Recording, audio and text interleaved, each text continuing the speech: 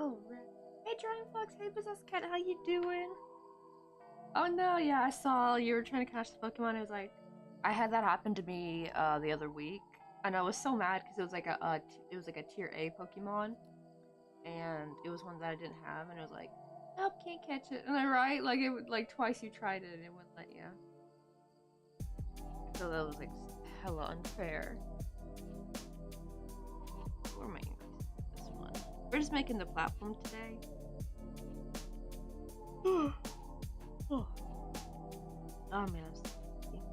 Yeah, I gotta wait on a message from NPShi because I tried to mail their package today, but I forgot to ask for their phone number, and the post office address she was like, nope, sorry, need a phone number. I'm like, won't their email just suffice? And they're like, nope.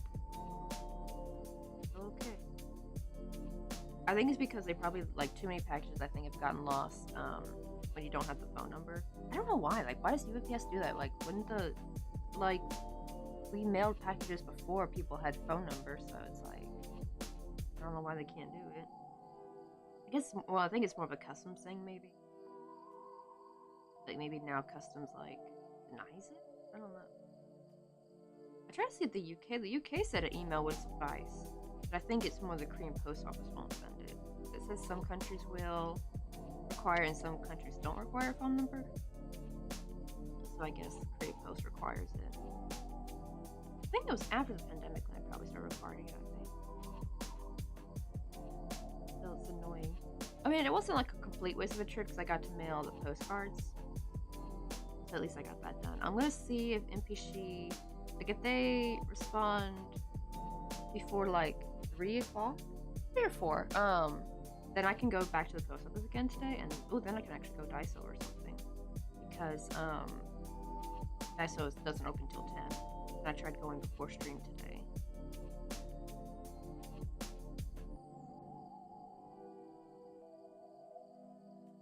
I can edit.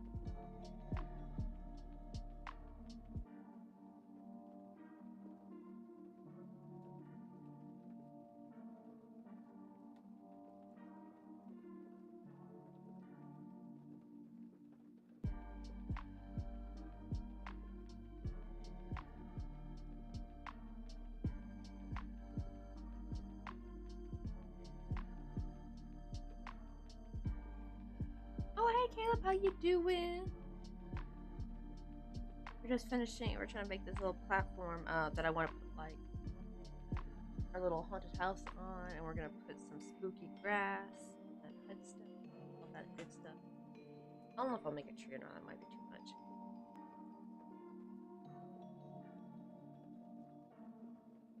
Let's make like a really skinny tree that's more wire wrapping. I think I can do that maybe.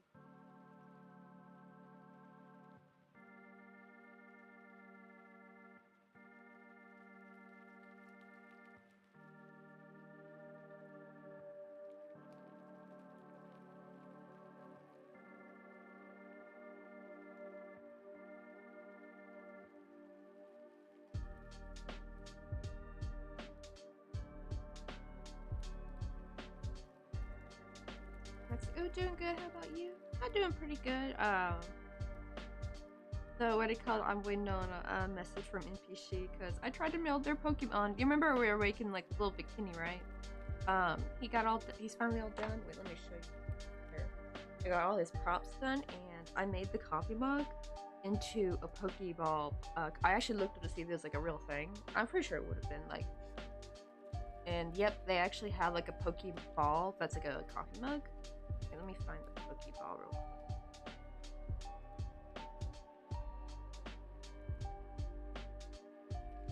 Oh, specifically, because when I put Pokemon, it just comes up with like Pokemon design, like Charizard, Pikachu. There we go, this one right here. I saw this, and I was like, ooh, I'm gonna make Victini a Pokeball. What do you call it? On coffee mug. And there it is right there. Hard to see. My settings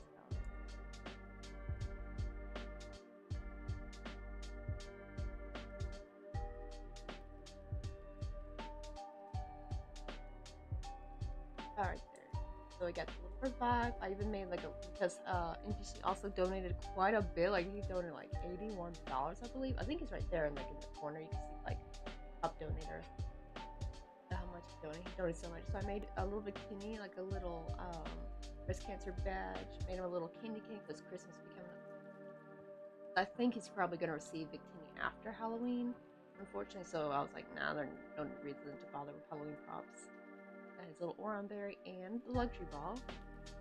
And here's what he looks like holding the little coffee. Hey, John Fox, thank you for the hydrate. Also, what do you think of the little coffee? The little tiny, like this is the tiniest. I've never made a Pokemon mug before, a Pokeball mug. But yeah, I made it as a little coffee mug. Get ready for the day. Got his morning brew. Right, and it was kind of hard to make. Not the Pokeball itself, but like getting the handle in there. Also, here's him holding the thing. I mean, I actually still have them because the Audrey wouldn't let me mail it without a phone number. I forgot to ask him for a phone number. I feel so bad. I mean, if he responds, hopefully today before like 3 or 4 o'clock, then I can go after stream. Here's him holding the Oron berry. Here's him holding the revive, and here's what the little breast cancer badge looks like on him. And oh yeah, here's like the luxury ball. That actually turned out pretty good. I had to redo it completely, y'all. Like what we were making from stream, I had to like over the weekend I frogged it several times because like the color change was not working. If I wanted it to work, I'd have made it really big. So I instead just embroidered the color on, and it seemed to work. It just seemed to be the better choice. But it looked really nice. And I didn't have to make it ginormous. But yeah, that was just hard. That's it. Yeah, here's like another, like here's how tiny it is when you hold it in your hand, like a little Pokeball coffee. But yeah, so itty bitty, teeny tiny.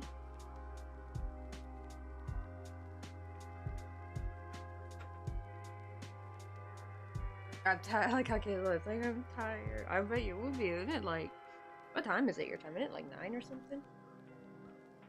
Oh, and it's a school night too. I know it's Sunday for you right now, but like it's already Monday for me. Wait, do you guys have fall break though, Caleb? Or did you guys already? I think you guys would have already had that though, wouldn't you? I remember my fall. I don't know why they never made fall break around Halloween. That would have been awesome. Like if they had just done, I don't know why they didn't do it. They do it like before Halloween. It drives me nuts.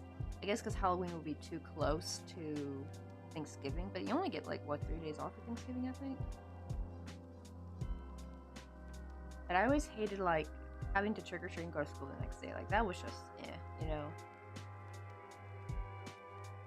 Sometimes my mom was nice and let us pretend we were sick. Like she would write us a sick note, and I know some teachers would be sus, but then we would like pretend to cough and stuff. Be like, I mean, to be kind of fair, you probably could catch a cold. I mean, like on a cold October night, if it rained, I mean, yeah, you could easily catch like a cold pretty quick. So yeah, sometimes my mom would let us stay home. She thought it was unfair too. She really thought like they should have like made trick or treating like the last weekend of Halloween instead. Hot drinks really get you going. Warm you up, then you feel your soul. And Wendy's, we always serve it right away. And a smile and have a nice day. Alright, let me give you a shout out real quick. Actually, let me show you. So I was showing everyone a bit ago the Pokemon I just recently finished for commission. This little big Timmy.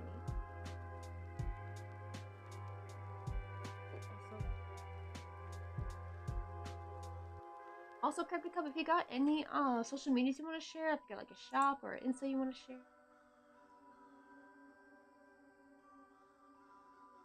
But here I'll show. We were showing this little Pokemon I had made. Finished. Where's his little picture of props? Yeah, I made his like little props that he can hold. And here's him holding. I made him like a little Pokeball coffee mug. I thought that was very befitting for him. There's some of his little candy cane. Awful glare every time I try to zoom in. Maybe I should just zoom in better. But here's him holding the Oron berry. And since also NPShi also donated, like you can see him right there, his donation right in the corner. He donated quite a bit to the Breast Cancer Research Foundation. So I made, last minute, I made him like a cute little breast cancer pin. There's him holding the Revive. I think there's one more. Oh yeah, and the luxury ball. Like here's him holding the little luxury ball. And just here's how tiny they are in real life. Let me, like, here it is when I hold it in my hand. He's actually still here, but he's in a box. I went to go try to mail him this morning, but I forgot to ask NPShi for his phone number. Because I'm in South Korea and he's in the UK. So whenever you try to mail stuff internationally, especially express mail, they want you to have a phone number. You know what? I just realized I probably could have mailed it airmail without the phone number. It's just EMS they wanted the phone number. But the problem is airmail. They don't have tracking. And I was like, heck no, I want tracking. I've already had too many places lose my packages. Oh, you were crocheting little cute elf Emmy, and we played a few games with GeoGuessr. Oh, you got any pics? I don't know if you got any pics of the current Emmy you were working on, but if you got like pics of any similar items you've made, or even better if you have like an Insta, feel free to drop that in chat. Because we have links open here. We're trying to be like a little safe hub, you know, where there are artists and crocheters and fiber artists. It doesn't have to be just fiber arts, y'all. It could be like raw. If you do woodworking, what's the woodworking thing where you like burn into the wood? I forgot what that's called, pyro something. But that's like pretty cool. Like if you do painting, like any kind of arts crafts, as long as they're safe for work, you can share them in chat. Or you can share, like, we try to be here, especially when people write in. I want to give people a chance to like get their name out there, especially if you're a business. Yeah, let's see. I want to see the cute little elf.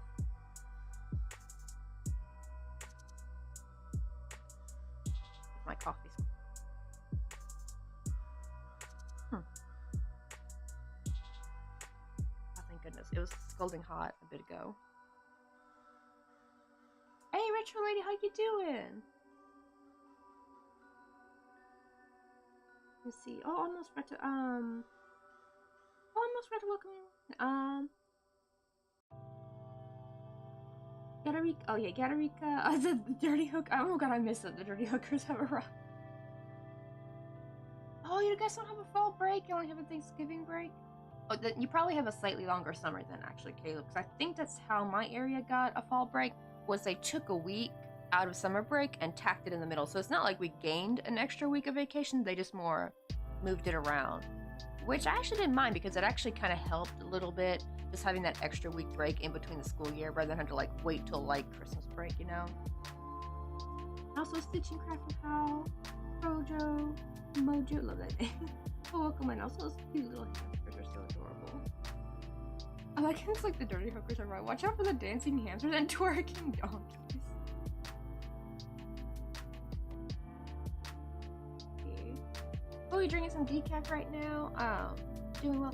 Oh, your little bro got married. Oh, I'll tell your little bro I said congrats. I know, because my little sister's getting married next year, and I'm excited. Let me. Oh, I just realized I won't let me open the chat on here.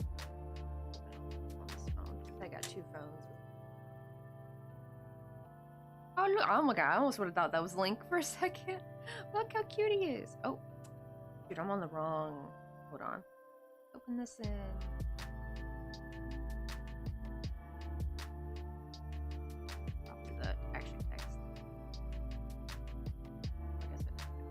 Open into my actual Instagram, my bad.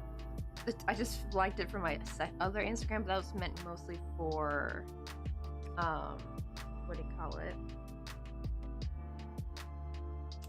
It's a second Instagram, but it's meant for like anything I try selling here in Korea. Yeah, this one's my main one. So yeah, you got it got 2 likes. Probably people are gonna be like, why did 2 Coffee and Crochet like your post? And I had someone thought that they were a different Coffee and Crochet. I'm like, oh no, that's me too, actually. I was trying to make us, I think you can see like the posts on there, they're like in Korean. That's why I didn't want to like, I tried mixing my main, having both English and Korean, but I feel like it wasn't really pulling in the Korean audience. So I thought maybe if I put everything in Korean, would that really pull the Korean audience? I don't know. I kind of gave up on it for now.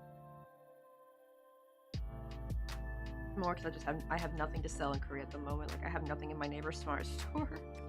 Actually, if anything, I think I should remove one of them because I realized I gave that lemon keychain away as a Christmas gift. So that's actually, I need to remove that listing.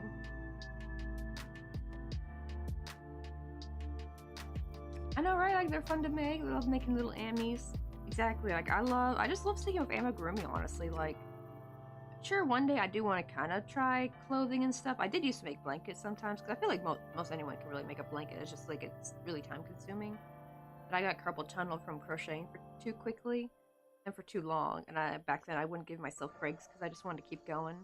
I mean, it makes sense why I didn't give myself breaks is because I was in high school, so I was trying to crochet in what free time I had in between like school and homework and taekwondo and stuff. So I'd crochet like a mad woman. And your girl got freaking carpal tunnel at the age of 17. It was scary too because Google, oh god, it was so scary because like when I tried Googling it, it kept bringing up crap about pregnancy, and I was like, the heck? I'm not even like schmexually active. What the hell? I was so confused. I was actually, I was legit terrified because I didn't know the numbness was coming from the crocheting. I thought my hand was just starting to act weird. Until finally I found an article talking about like people who type, like who have typing jobs or office jobs tend to get carpal tunnel. I'm like, or use the mouse too much. I'm like, oh, okay, so it's not just a pregnant people thing, but like the majority of like the articles on the first page are just nothing about, but it's just pregnancy. And it was just so like, that kind of like traumatized 17-year-old me. Yeah, definitely breaks are important. Also, don't forget to stretch. You gotta stretch your hand. No. Also warm them up.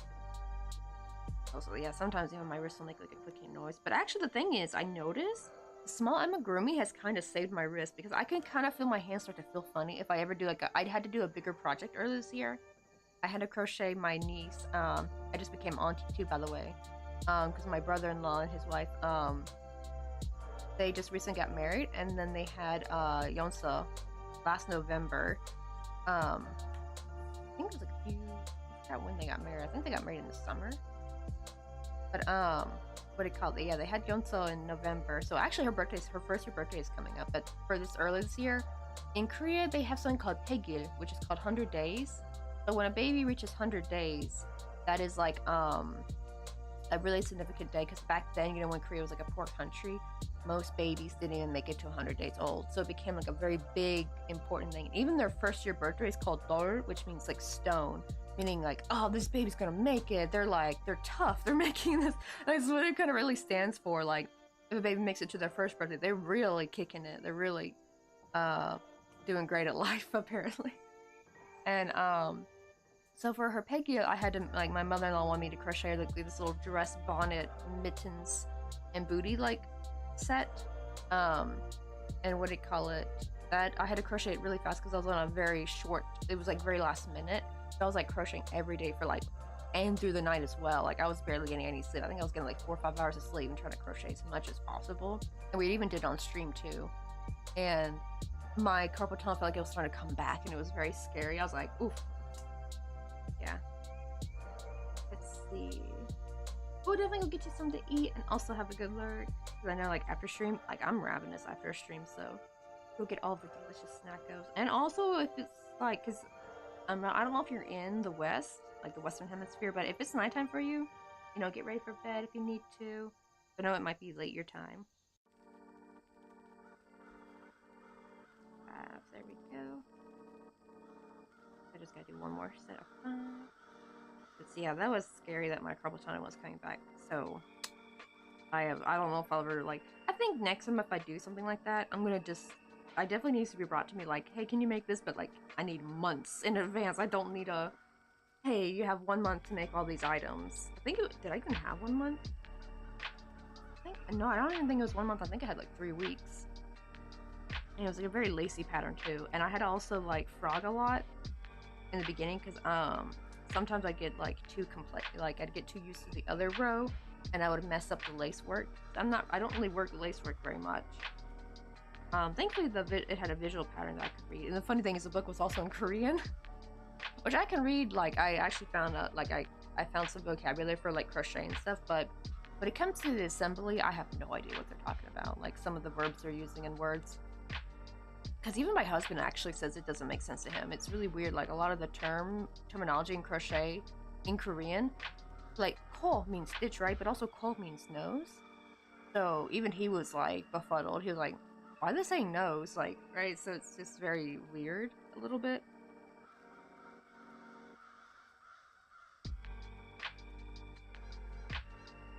But yeah, amigurumi, that just saved my wrist because like I crochet a little bit slower when I make them, especially the small amigurumi. I don't crochet as fast, and it's definitely the speed that seems to be contributing to it.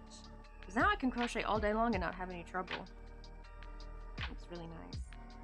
So yeah, y'all, take care of your wrist out there. Don't be a dum-dum like me.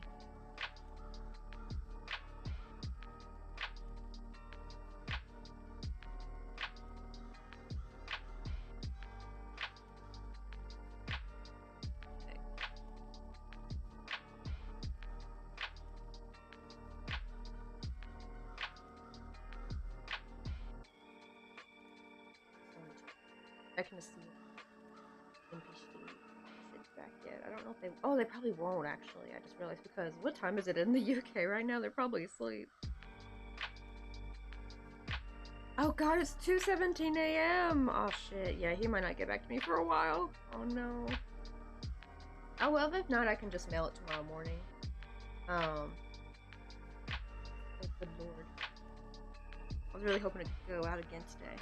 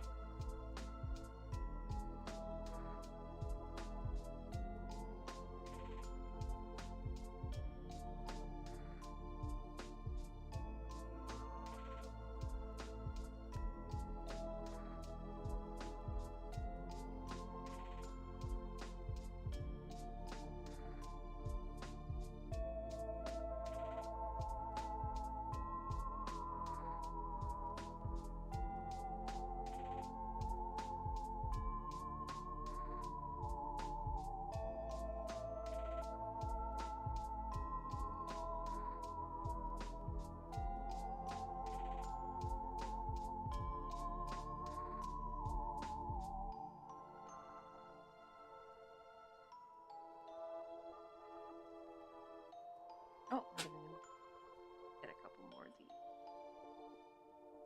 Ah, do I not have any more? I'll probably go through that very quickly. So, go ahead and try splitting one of these.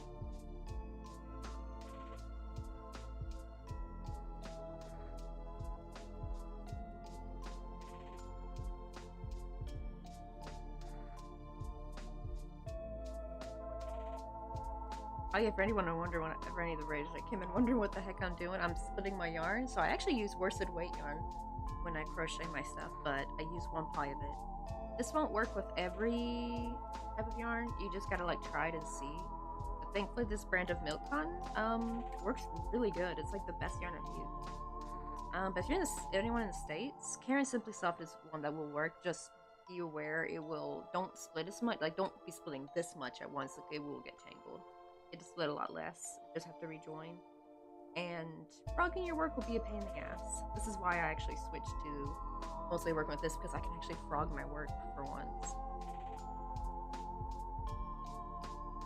But yeah, he right here, he's made with mostly that purple you see. That's actually Karen Simply Soft right there. Now the light purple and the orange, that's cotton.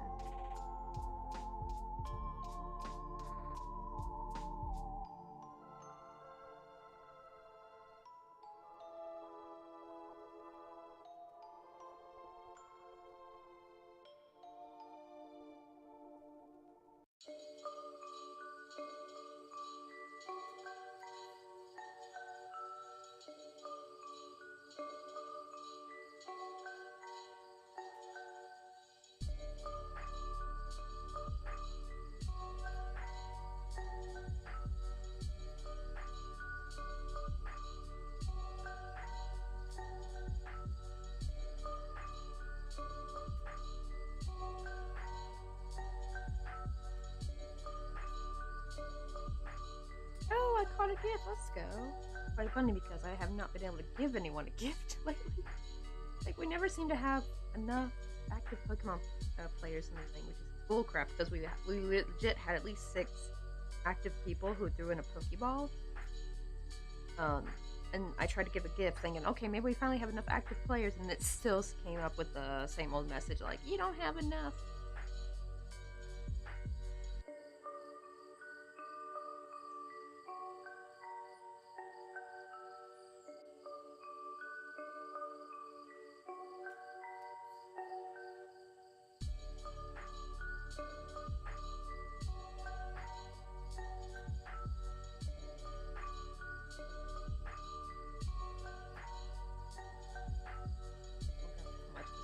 Bunched up.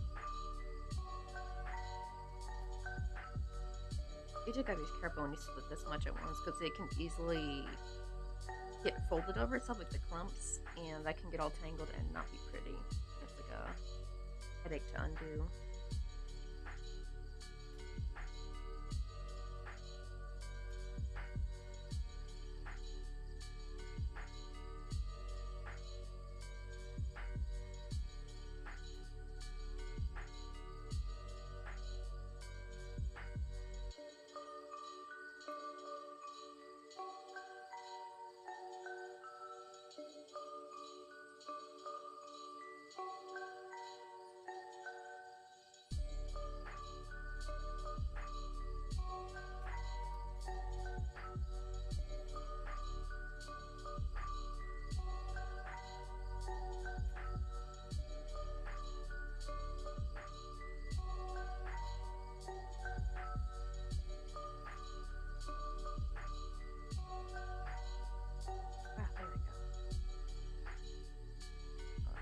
Oh, it's gonna be a big one.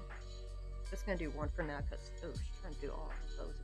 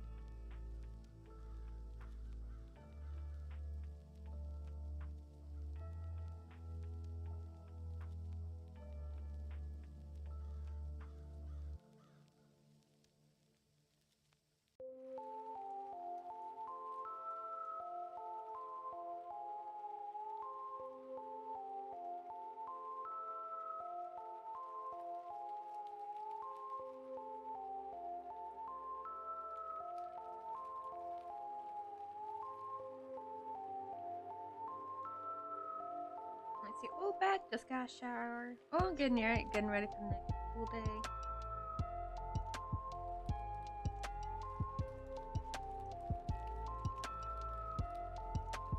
Oh, I keep yawning. Oh, I think it's because I had to wake up at.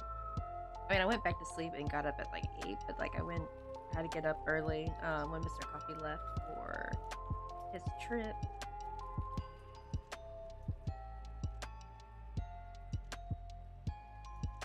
Now rejoining on some more yarn.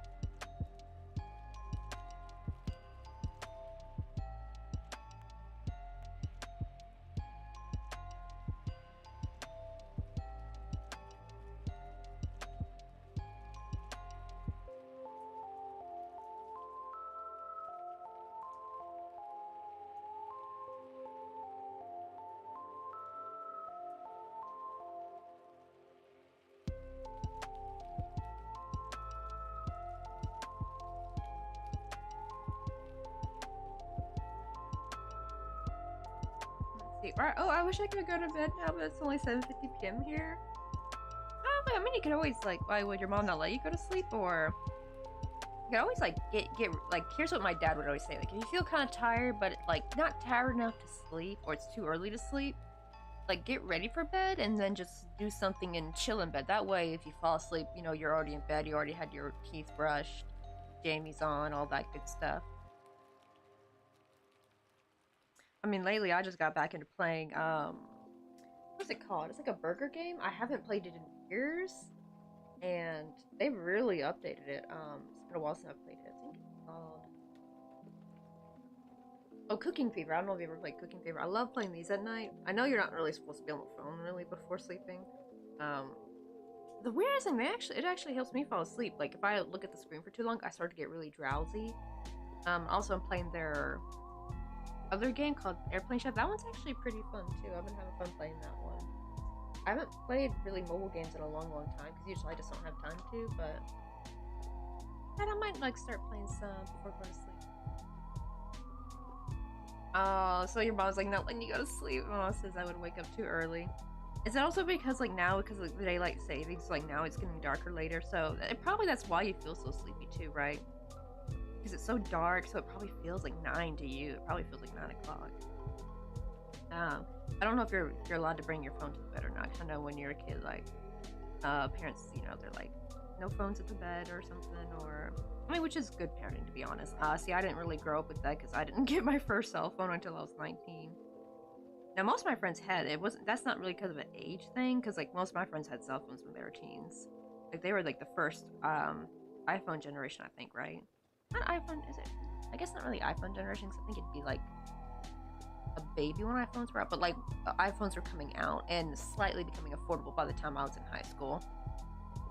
They came out when I was like late middle school, and then by high school, most kids, at least kids that had money, would have an iPhone. But I don't know if you got like any good books, anything. Always reading a book, that always helps. Even if like, your mom doesn't want you to be in bed, like you can always still get ready for bed and just like chill in the living room, maybe on the couch, watch some TV. Yeah, a lot of mobile games really suck. Now, like, oh my goodness, like the ads I get on that game, because sometimes you can like watch ads to get like free coins. Oh, that's right. You told me you don't have a phone. Honestly, that's probably a good thing because you don't want to get too addicted to it. Because even I now, like, it's hard to put the phone down now. Granted, I mostly use my phone as like an MP3 player, so when I think back, I mean, I always had my iPod glued to me. And that was the kind where I didn't have iPod Touch. My sisters did though. You could take pictures, go on the internet with that. Mine was the iPod Classic, so it was legit just for like using it for music. And even before the iPod, I always had my Walkman close by. So I always need something that's got music. Honestly, it's been my fave. I like to, when I do stuff, I like to listen to some music or like a podcast.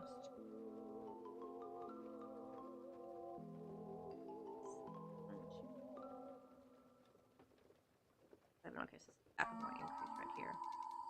Yeah, it is sad though. Like most mobile games have really gone to trash, but Cooking Fever and seems to have kept up because that was around years ago. Oh, I think they're actually having their 10-year anniversary. I think because they just opened like a new little restaurant you could buy with coins. And it said you make like birthday cakes with the letter 10. So I think yes. When was that? I guess that was 2014. I started playing. I think. Yeah, I remember. It was definitely after high school because I didn't even have a cell phone yet. I wasn't even playing it on a cell phone. I was playing it on a tablet, that like little Samsung tablet. I still have it. I don't know, just don't know where I put it though. I think it might be my backpack maybe.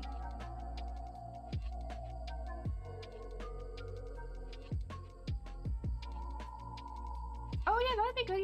Yeah, read some mangas. Like actually, especially like if it's already something maybe you've read before. I don't know, what time does your mom... This is so funny too, right? What time does your mom let you go to sleep? Usually it's the opposite. Usually it's like, kids want to stay up super late, but their parents are like, no, you need to go to bed earlier. And I feel like here you're having the reverse problem. You want to go to bed now, but your mom's like, no, you wake up too early. Then again, what's wrong with being up too early though? Actually, if anything, that might be better.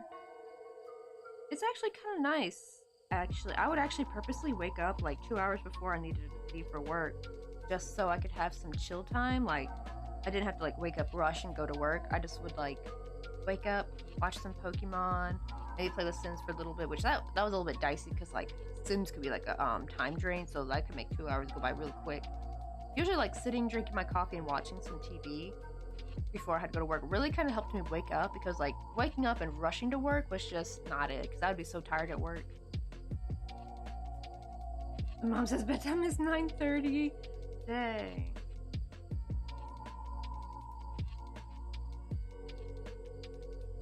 Let's see. Oh, your mom's got a BB gun. Nice. I remember my cousins had one of those.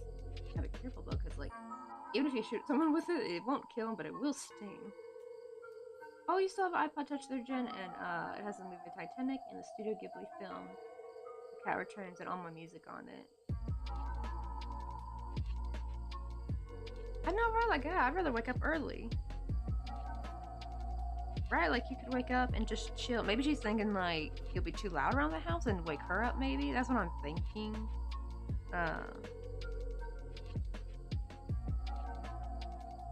If anything, it'll be good training yourself to be an early waker because like most people's jobs, they have to wake up super early. Like my job started at 6 o'clock in the morning, which means I had to leave at least by 5:30. So I would wake up at 3:30 so I could chill for 2 hours. And it really helped because on the days I didn't do that, I would be so tired at work for the first couple of hours, right? Because your body's like still waking up. That's what I'm thinking though. I'm thinking she's probably thinking like, oh, if you wake up early, you're gonna be like loud or making like when you go through the house making noise and waking her up and disturbing her sleep. That's the only thing I can think. It's like, what parent wouldn't want their kid to wake up early? Especially because you're high school age now, so it's not like you're like a little kid. I can get it for a little kid because like, you know, your parent doesn't want you to be up too early because like, what if you get into something you're not supposed to? But that's only with little kids you have to worry about that. Not a teenager.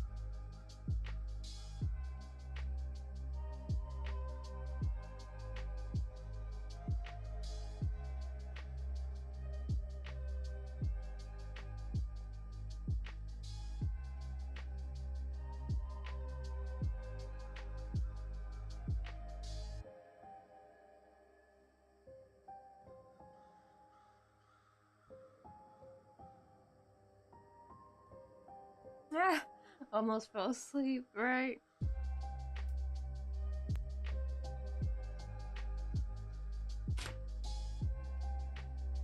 That sucks too, because the problem is if you fall asleep like on the couch or something, and then you wake up, then it's gonna be, you're gonna have the opposite problem. Then you're not gonna be able to fall asleep when it is time to go to bed. That's why they always advise not to take naps too late in the day, because yeah, it will mess up your sleep cycle.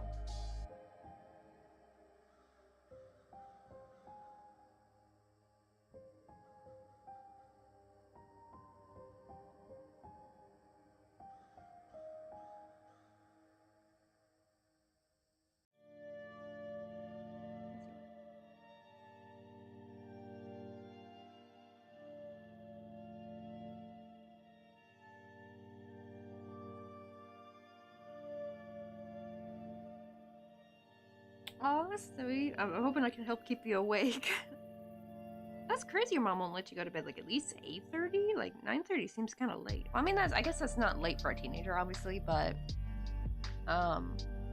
it was funny because my dad always wanted us to go to bed by 8. Granted, he didn't make me go to bed by 8 like when I was a teenager, but he was like, you should try at least going to bed by like 8:30. He'd go into bed at like 10 like a gremlin.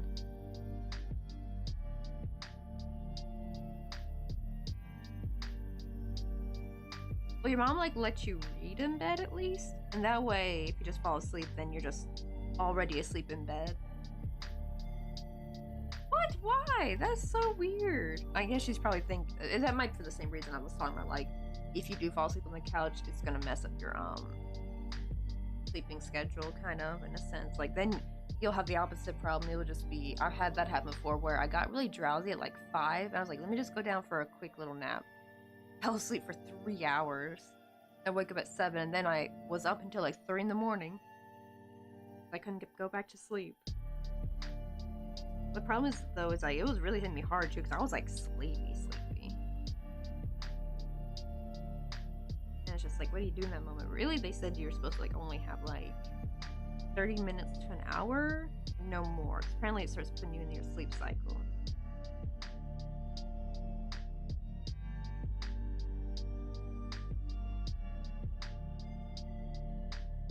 So now I try to make sure if I'm gonna have a nap, it needs to be like in the middle of the day or early afternoon, like 1, 2, or 3 seems to be okay. But anything after 3 o'clock is usually gonna mess up my sleep. Well, you think that might help you maybe? Like, I don't know if you guys were like busy all day or something, but like, yeah, like maybe on the weekends, if you get a chance, like you start feeling a little drowsy in the afternoon, but you're enough to stay awake, go ahead and like take like a 30-minute to hour nap, and that hopefully should help you not be so tired at 7. Because when you try to push through that tiredness in the afternoon, then by the time like 7 o'clock rolls around, you're just so sleepy, like you just really want to sleep really bad.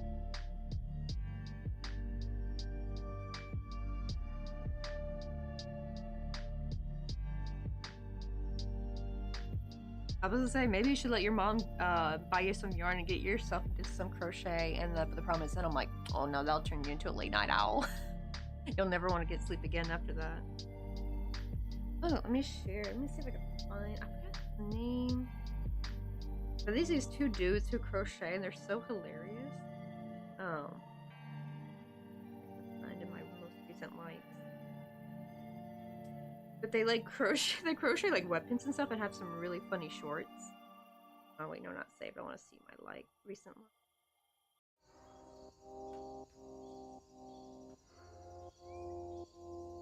I like activity. I find their most recent pose.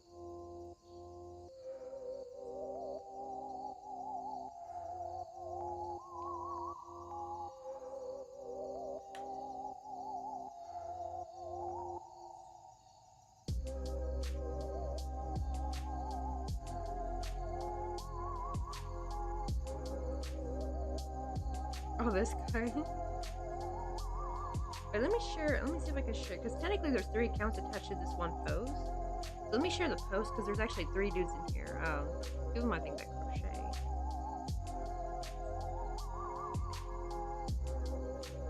But they're hilarious though. Like, kind of neat that like now because thanks to amigurumi, it's kind of showing that like crochet doesn't have to be just like like a girly craft. Like you can crochet anything when it comes to amigurumi. Like see, they'll crochet the I forgot what they call them, like the flail, like those old-fashioned like the spiky ball like on the stick thingy on the chain, like you see in like medieval movies. They'll crochet like bow and arrow, swords, like and it's so cool too.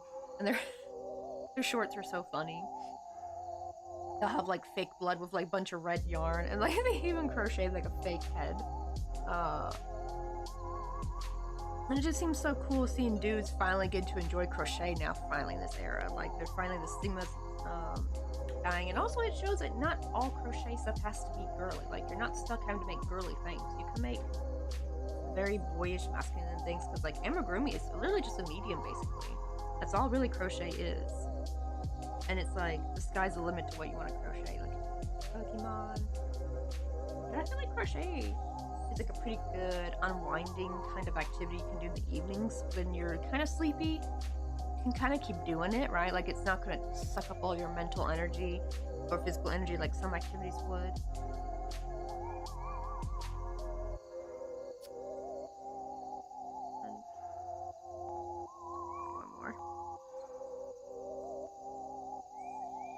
Or also sometimes I found watching like documentaries at night like will kind of help like keep you somewhat interested but also put you to sleep, so that way by the time it's probably 9:30 you're probably like, oh right, I'm ready for bed.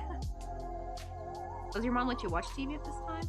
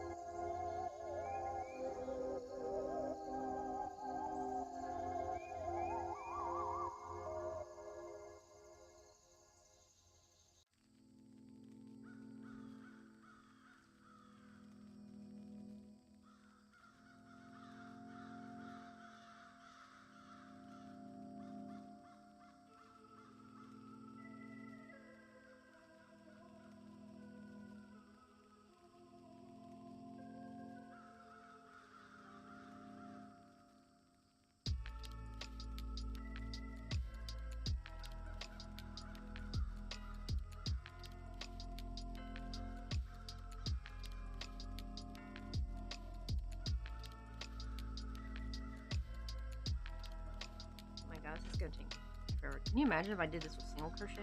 Good lord. Get a note from me. So I want it to be this big. I'm gonna push it to the back as well. I can have like some. Ooh, maybe we could even make like a little cobblestone path too.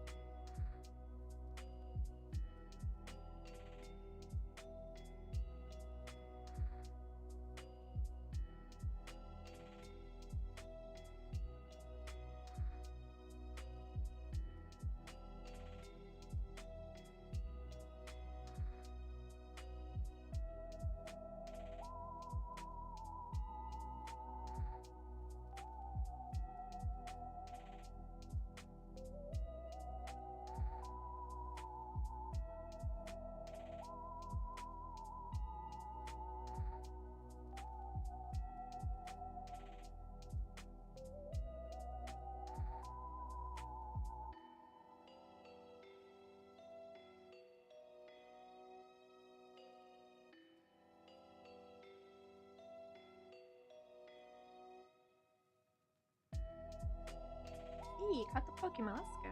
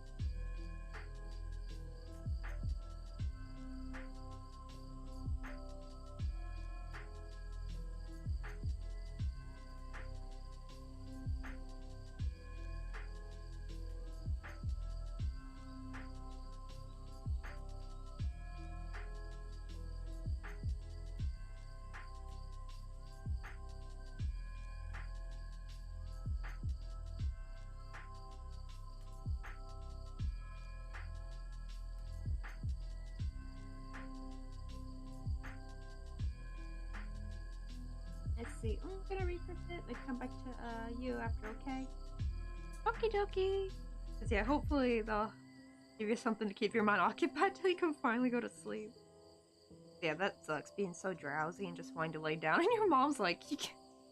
Opposite, right? Because usually most parents would be so happy that their kid will go to bed early.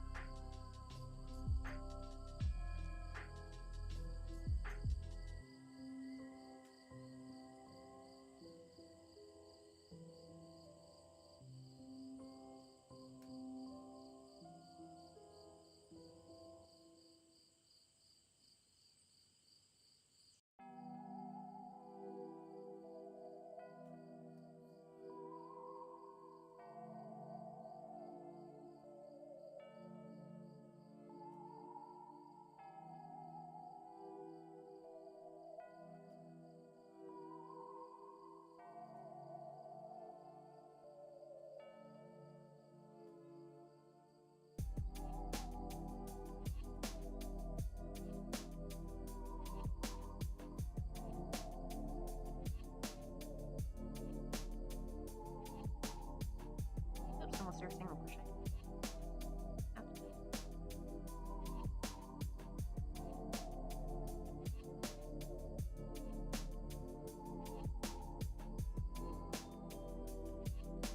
Oh, been feeling a little bit burnt out with my crochet. I think I think you were working on a shawl, right? The commission. I think that might be it, because sometimes when you work on like the same thing over and over again, it can kind of really burn you out.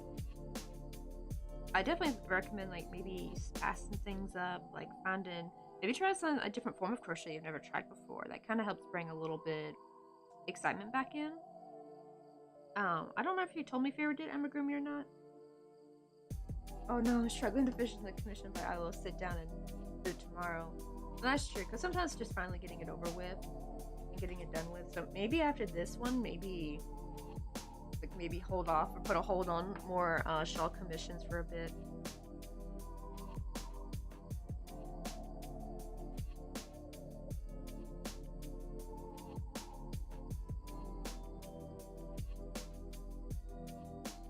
I think that's kind of why I stick with the amigurumi so much, because I never get bored with it.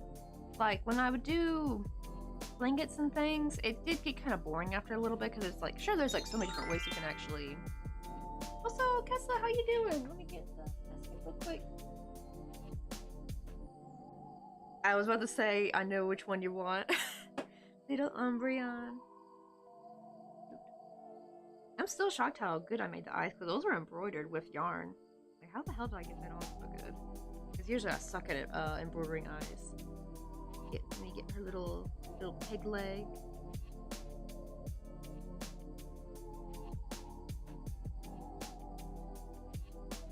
Because the yarn's coming up in this direction, so I should put her over there. Maybe let's put her by the house. There we go. Oh goodness, I also found my long lost needle, y'all. There was like a needle I had that was perfect. I lost it. Turns out I didn't lose it. It was actually just in one of these little trays that I keep little metal wire things, and it got mixed in there, and it looked just like one of the bits of joy wire, and I'm like, oh, that's where it's been. I thought I lost it on the floor or something. I thought I wasn't gonna find it until like we moved, kind of thing. Oh, I did find a micro crochet hook at the store, but it was expensive. Ooh, how much was it though, Possessed Cat? You can always maybe try, like, just get like a cheap kit off. Like, I'm pretty sure they have them on Amazon, like they could for $7.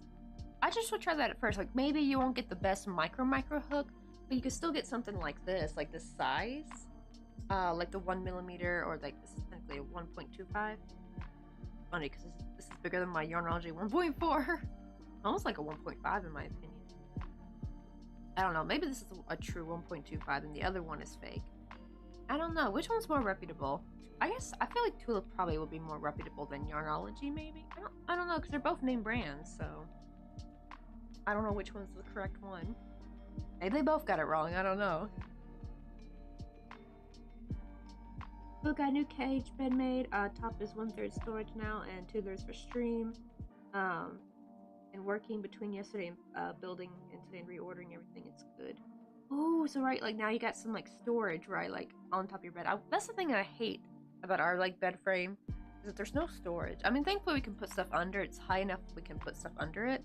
But I love those bed frames that have like the little bookshelf on it, because it really helps get a, like, for you to be able to store things on. And also reclaimed my little computer gesture. Right, yeah, I'd go with that. I've been seeing people make those a ton, the little bathoments. What do you call it? I feel like it's probably easy pattern, because I see so many people make them, and I've heard people say it's a pretty easy going pattern.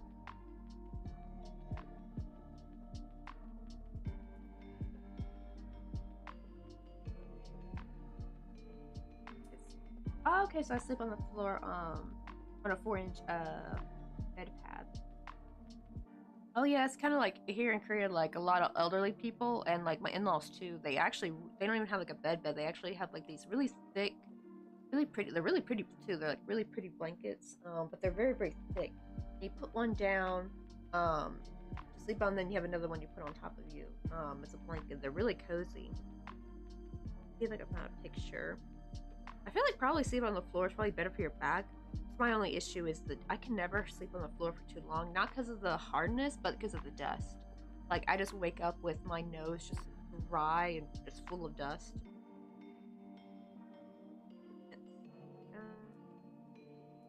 I'm gonna put traditional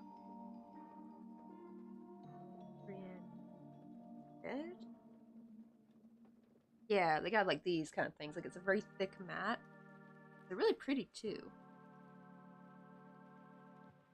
Oh, again, this is like, oh, this would be like a royal set. Like, look how cute this is, though.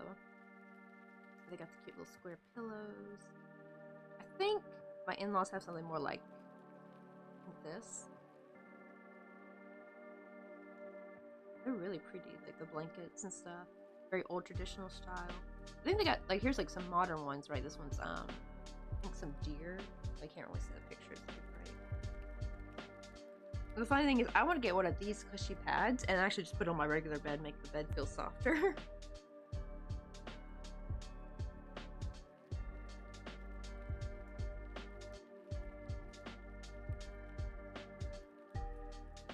Sad kind of number, good number, stuffed animals had to move to storage. The poor stuffed animals are in jail now. I know, like, sometimes you have to, like, prioritize space for, like, functional storage.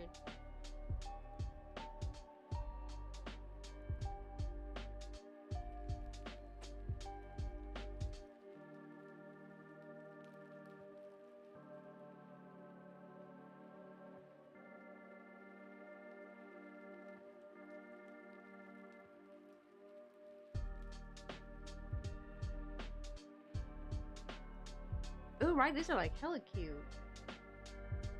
Oh, I love like, oh, it's like a Beetlejuice one. Oh, I love the little spiral foots pad. Oh, I think that's by doing, yeah, that's like surface slip stitching, I believe. Which, actually, once you learn that technique right there, you can use that to make like really cute lollipops, by the way. I have some like little tiny lollipops somewhere that I made for a gingerbread house. I need to finish that gingerbread house too, by the way. Because when Mr. Coffee goes to Boston in December, I need to send all the Christmas gifts.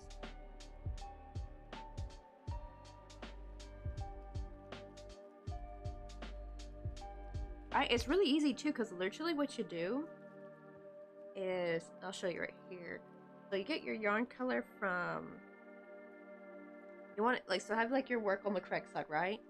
And have the yarn you want to work with behind. And then you're gonna literally just stick it right through. And you're gonna pull it up.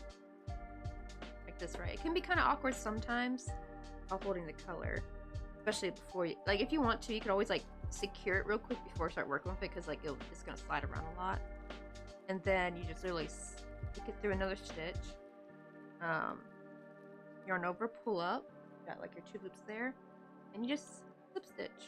Then you go into the next one. Pull the loop. It's hard because I'm trying not to accidentally crochet over that string right there. Voila! You just kind of keep going. You can always do it with a needle as well, but I feel like surface slip stitch is so much faster than doing the chain stitch with a needle. And you just basically just keep slip stitching. And then you can always easily frog. It's really easy peasy. Oh, we're gonna use the blanket yarn so it turns out chalky. Let's go. I think I've seen a couple of them that's made with the that velvet Chanel yarn. It just really adds to the cuddliness of it. Yeah, so always think like insert hook from the correct side to the back and have your working yarn in the back and pull up. Because I guess we're always so used to our yarn right here with us, right? So it can be a little awkward on bigger pieces, right? Trying to yarn over. I don't know if you do the yarn under technique, but I would definitely recommend do the classic yarn over and yarn. Don't do like yarn under, because like that makes it really hard to do some stitches, unfortunately. And it'll make your, like, every time you try pulling through a loop, it'll like make it fall off the hook. So annoying. But oh my god, I didn't even know about this technique for years, and I was like, man, if I'd known how easy it was. It just really elevated my crochet. And I think that's the thing, is all the little things I've learned to make my amigurumi better, like the quality look, like the different sewing techniques, different like embroidery techniques, it's just really elevated the kind of things I can do. And get those like little details in there. Like, right, this eyeball is just a crocheted semi half circle, and I just like embroidered the eyeball, like that's a French down the middle. And then I just like embroidered like a little loop around there. And then just did front knot in the middle and done. I didn't even bother doing color change because I would have made the eyeball too big. I was gonna say, oh, did I miss a Pokemon? But it's a tier C. I'm trying to go for the tier A and B ones because, or unless it's like an OG Pokemon, but because they said the tier A and B might be under costume, which I have yet to catch. Not a single one of my Pokemon I've caught are in costume, and I'm really mad because like this is probably like the last week, right? Halloween's on Thursday. Oh, that reminds me. Wait, hold on. Let me open up Steam real quick because we need to do a poll. I almost forgot. We gotta do a poll to see what game we should do. I think for an option, I'll say both. Like if people want to do maybe like more than one type of game, we could always do that as well. I'm gonna do a Halloween stream on Thursday. I was debating not to do it on actually Halloween Day, but then I realized it won't. I just realized it won't be Halloween for people in America because I know like on actual Halloween people are gonna like be going to parties, trick or treating, all that, and so I didn't really want to take away from that. But then I realized, oh, Halloween for me is still technically Wednesday for y'all, so I think that'd be kind of perfect doing a little game stream on Thursday. A weird air from like the window. They're working on something. Was that a power drill? It might be a power drill today, maybe. I don't know what they're doing. I know the Pokemon costumes are rigged. I think, right? Like, do you think they're just pulling our leg? Like there are no costumes. They're just trying to get people to be more active in it.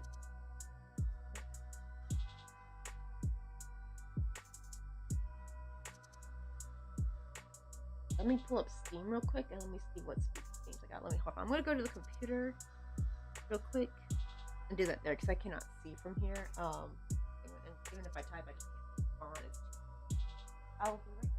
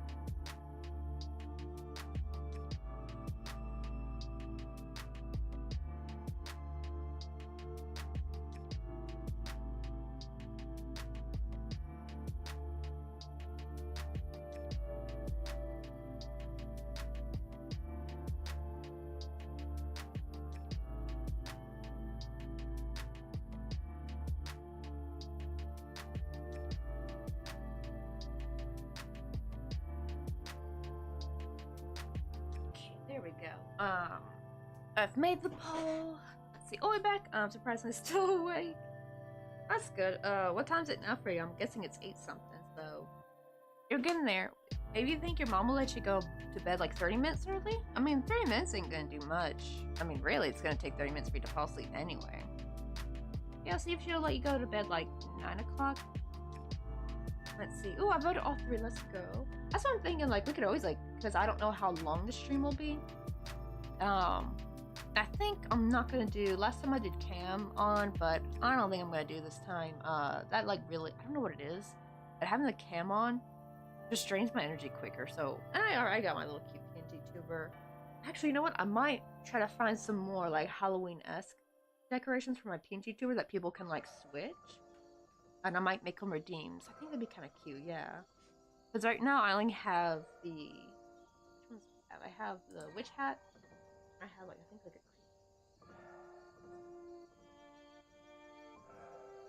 Oh, I forgot I had the pumpkin hat.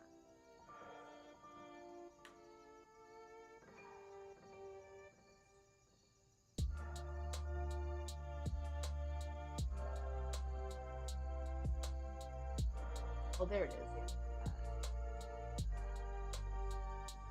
I might try to find some more. Ooh, Shirai 11:30, 13 band for me.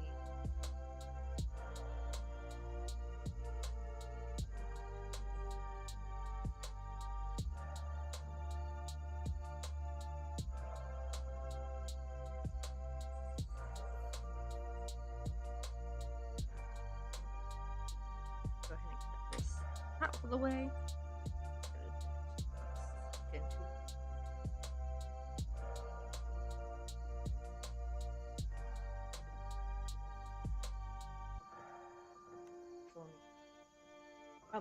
Probably NPShi's still not awake though, because it is like really early in the UK time now.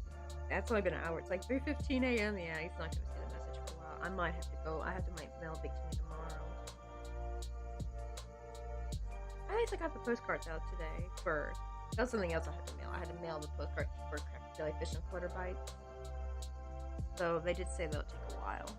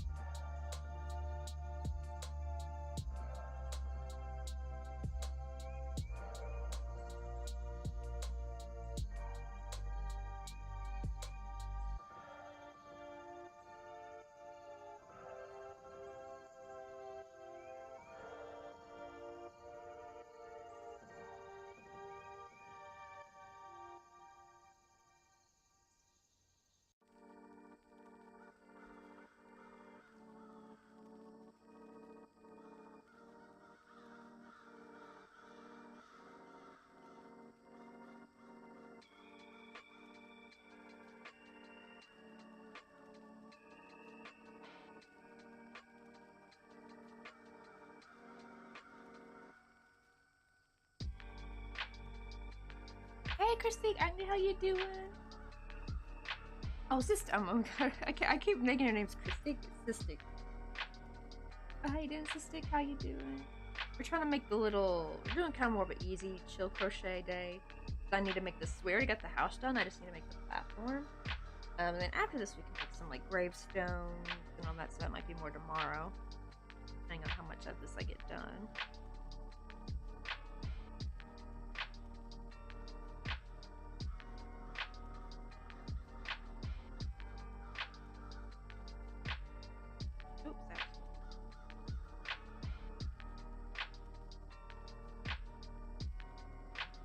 currently eating some dino nuggets and drinking some AW root beer. I'm such a toddler. Hey, that sounds like a good time though.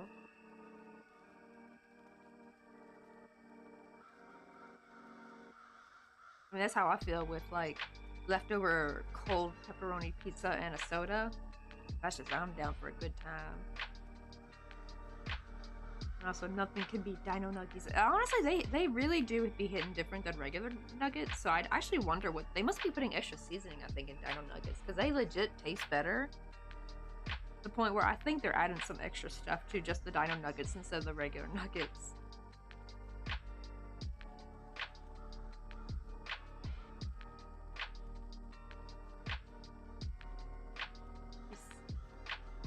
Probably ads are gonna be playing soon.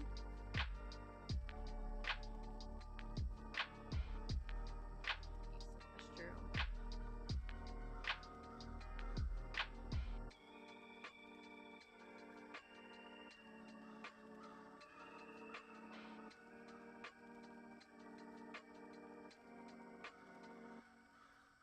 I'm also waiting for the poll to finish as well, so but we got a poll going on what Halloween game we should play. I have only 3 spooky games. I have Lethal Company, Phasmophobia, and Devour. Probably Devour and Phasmophobia are like the most Halloween-esque, but I feel like Lethal Company's spooky enough, and they probably got like a Halloween thing going on, I bet. And it's so much fun to play with people too. Really good like multiplayer game.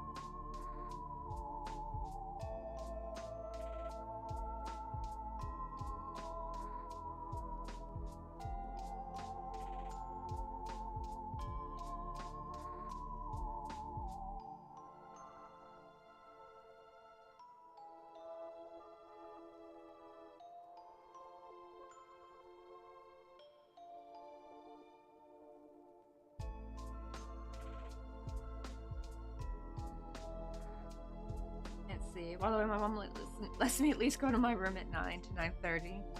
Wait, are you not like allowed to chill in your room at least? Like even at earlier? Or should like make it like where you have to like be in, I guess, like public or family spaces instead? Or is she just scared, or not scared, but she's just worried that you'll just fall asleep if you do go to your room? That's hilarious though. I've never, like legit, I've never heard of like a parent like trying to prevent their kid from going to bed early. That is honestly hilarious, I will admit, like, because growing up my time, it's always been the opposite. Having to try to force the kids to go to bed on time instead of staying up super late. Honestly, is it always like this for you? Are you always kind of like sleepy at like 7:50-ish or like 8? And or is it just because it's fall now, maybe, and your body's just trying to get used to like the daylight savings? I'm about to say because you just have a different circadian rhythm, because like that's why they think why some people are just like natural night owls, because like their circadian rhythm is just completely different than from like the regular person, right? Because most people, their circadian rhythm is like, you know, up at morning, and then when it gets dark they get sleepy, right? Like that's like the normal, what it should be, the baseline for most humans. But some people like us, like, there's been times where I can kind of train myself to wake up early, and I kind of get like that for a bit.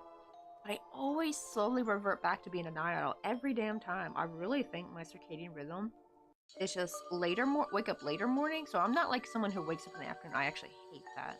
I feel like the whole day's wasted. But I like waking up like more 8 or 9 instead of like 6 or 7, and then go to bed like 12, like midnight or 1. Really? I at least need to be out of my room until 9? That's crazy. It's a little weird. Plus, not to mention, you would think your mom would want to have like quiet peace time in the evening. Like most parents are like, they can't wait for their kids to go to bed because then they can have the evening to themselves and not have to worry about anything. Oh, okay, so no, I'm not like this the most time, but most of the time I'm just staying up till like 11 p.m.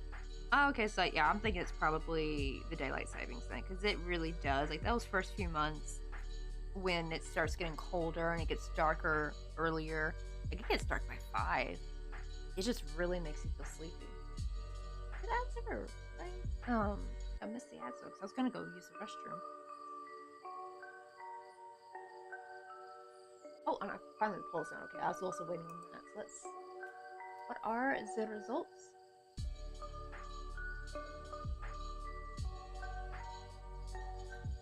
Oh, we actually had more people pick Devour.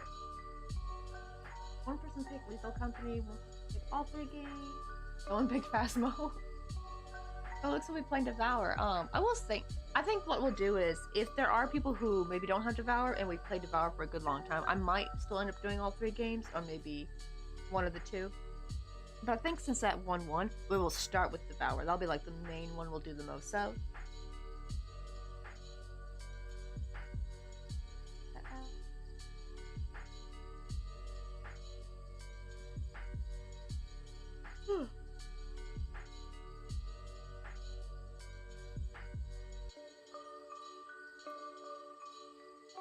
Yeah, it really does. That's the thing with even this morning, it was so funny because Mr. Coffee had to wake up by 5:45, but he actually slept in a little bit, like 15 minutes late to 6. And I realized it was pitch black at 6 because here in Korea during the summertime, the sun's coming up at 5. It'll actually start coming up like 4:30, and it's really bright out by 5. Like 5 o'clock here in the morning looks like 7 o'clock in the States. I think because it's the east, right? The sun rises here. But I did realize even in the summer, it still gets dark by 8 already. Like I'm so used to it getting, like in the summertime, I'm so used to it getting dark by like 9 or 9:30. And so I think that's what the West has over us over here, like in Korea, like from the East, right? Like at least the West gets like longer sunsets, right? Like you get a much later sunset, but it's still pretty dark. Like even in the summer, I remember it was still dark at like 6. Not super dark, but like it feels like the sun. It looks like 4:30 here, basically, like what it looks like at 6 o'clock during the summer. But man, it's pitch black in the morning, and it's pitch black at in the late afternoon, early evening. Okay, that's good. At least you're allowed on the family PC, play Roblox or Minecraft, or watch some YouTube. That's good, because usually I'll do that. Like I'll usually watch some YouTube before sleeping. I'll watch like any like podcast going on, or I'll watch it like a Charlotte Dobre video, something to kind of keep me entertained until I finally get sleepy enough. Or sometimes I just like listen straight up, just listen to music and vibe out and fall asleep to that.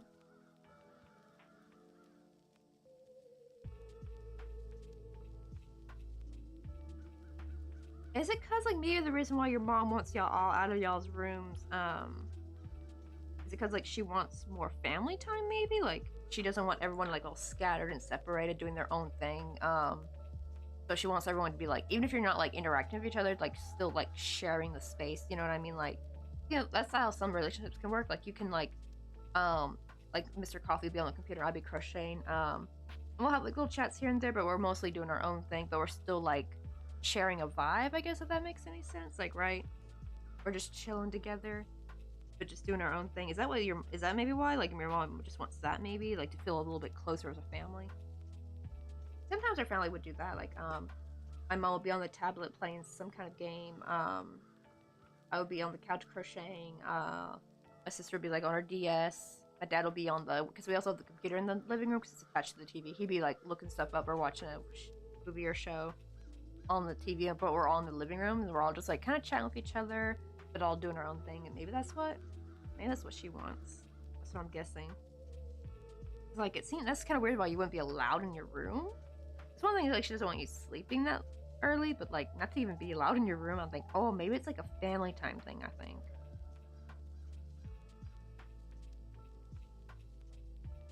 She doesn't want y'all cooped up in y'all's room and doesn't want us to not fall asleep before bedtime.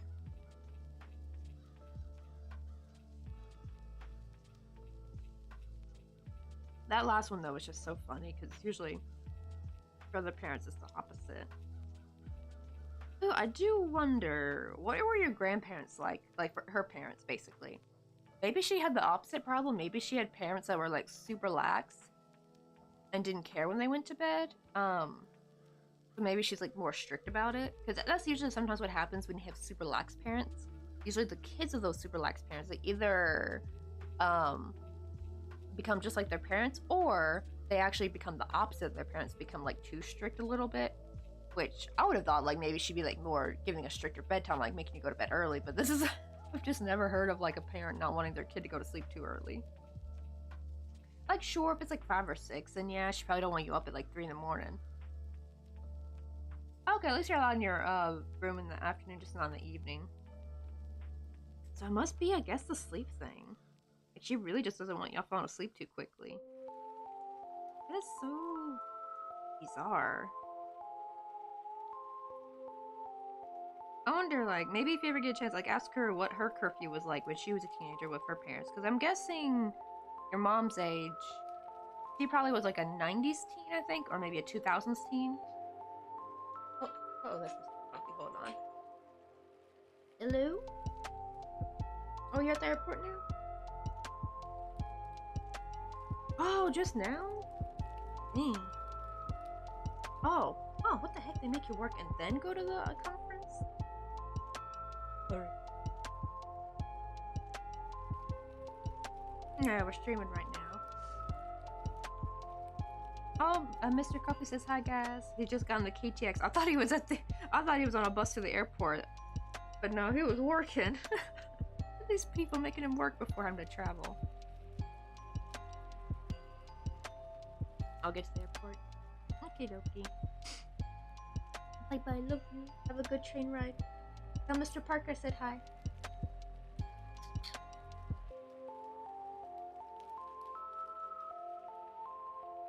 Dang, I thought Mr. Coffee was on a bus, because usually sometimes he'll ride the bus, which is like 5 hours, and I thought that's why he hasn't texted me for a few hours.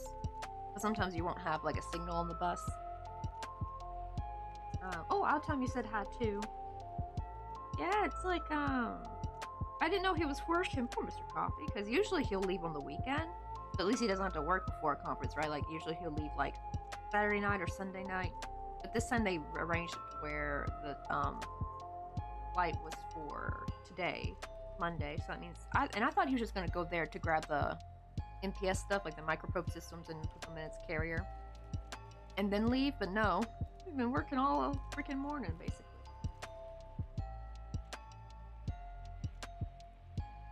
Let's see. Oh, my mom has never told me about how your grandpa and grandma were to her, so I should ask my mom. Yeah, like I'm wondering if there's something, like maybe something happened, and or maybe her parents did the same. Like maybe the parents didn't want kids up too early, so maybe she had the same thing. Like maybe they made her not go to bed too early. But sometimes like the way you're raised will also be like how you kind of raise your kids, because that's just all you know, really, and that's like your baseline. But I'm just curious about that. I've just never heard of that. Especially because at least 8 or 8:30 is like an appropriate time to go to sleep, especially for a school night, really. Okay, here's the thing a lot of people don't realize. It's like, okay, so you know like how everyone says like, oh, you need 8 hours of sleep? There is a time period when you're going through puberty and you're like a teenager where actually they kind of think teenagers need at least 10 hours of sleep. That also could be why you're feeling a little bit sleepier, just like that growing, getting older.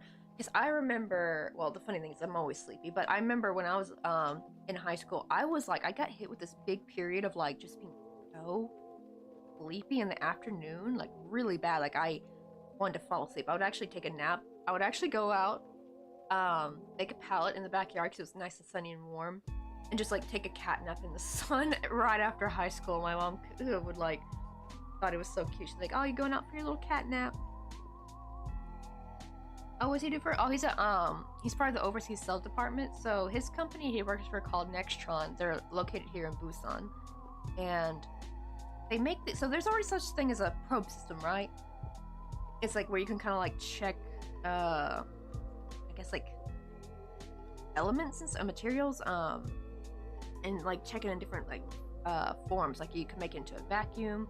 It's kind of like you can like check how well a metal will work under certain like situations. Like you can change the temperature, vacuum. Like I think like one of the reasons for the vacuum is like, you know, if they're gonna make spacecraft, you know, they gotta make sure this metal can like hold up well in certain temperatures. If there's like if it's in the vacuum state, what's another one too? Oh, humidity as well.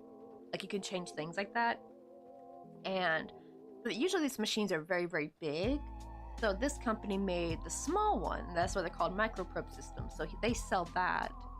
And Mr. Coffee, since Mr. Coffee's English is very, very good, like even though he was born and raised in Korea, he did go to elementary school for a little bit. He went to elementary school in Boston when he was, I think 10 or 11 years old, I think for 2 years. So that's also, I think, why his English is really good. He got that like early head start. And then he also went for college for almost nearly 10 years. I think a couple to learn English at UCLA, and then he went to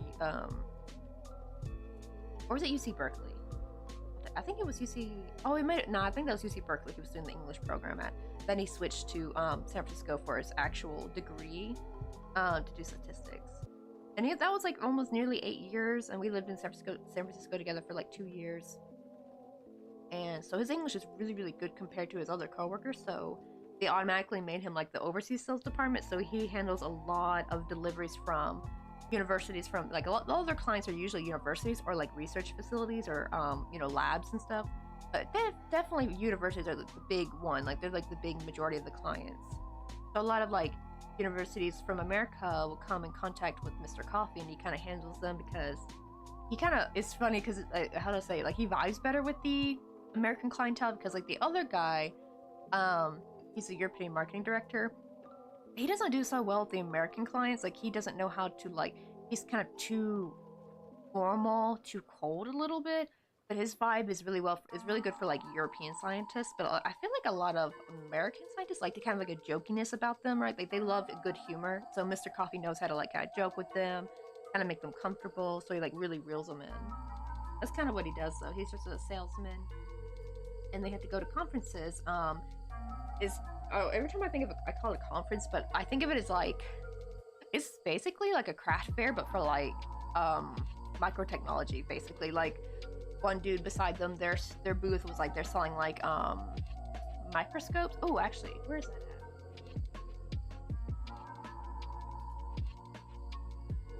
at? They actually are, I think, partners with Nextron. Like, yeah, they were giving these away. They sell actual microscopes, and they actually gave like a cute little Lego set. I don't know, are there any Lego microscopes? I might have one of the only ones, because you can't buy this. You can only get it if you go to one of these conferences, and Mr. Coffee gave it to me. We need to build this on stream eventually, actually. Oh, I got the good Moscow. Wonder if that one's gonna be in costume. I know, right? Us Americans love our stupid humor. We really do. But, you know, I will say, though, the vibe, whenever I see... I've been to a few conferences with Mr. Coffee. It always looks nicer when I see Mr. Coffee, like, talking with the American scientists. Like, just the way they're kind of, like, talking back and forth. There's such a, like a relaxed feeling. You know what I mean? You just feel so chill with them, so it's easy to talk about stuff. But whenever he talks to, like, more he said he really hates doing the conferences in Korea, because they're very, like... very cold. But he said with Europeans it's different, like depends on what country they're from, because some it's like he said he loves his German clients. They're so funny, so he vibes really well with the German clients. But some of the like, he hates his French clients so much. He always like, I'm sorry my fellow, or like, well, I'm not French, but like, I'm sorry French people. Like he really hates the French clients. He says he cannot, I think that's the way they word their emails. He can never understand it, and I can't understand it either. It's really weird, the English, though.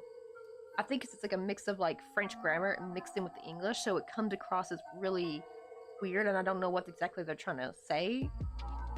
So it always throws him in for a loop when he's reading their emails. And he also said the way their attitude, he's like, he doesn't really like it. Oh, he likes it. Italian clients are fun. He's got like one dude he always sees at the conference that are like, "Hey, Mr. Woo," and they always like give each other like a what do they call it, like the bro pat back thingy, like where you go for a handshake and then like pat each other's back like that.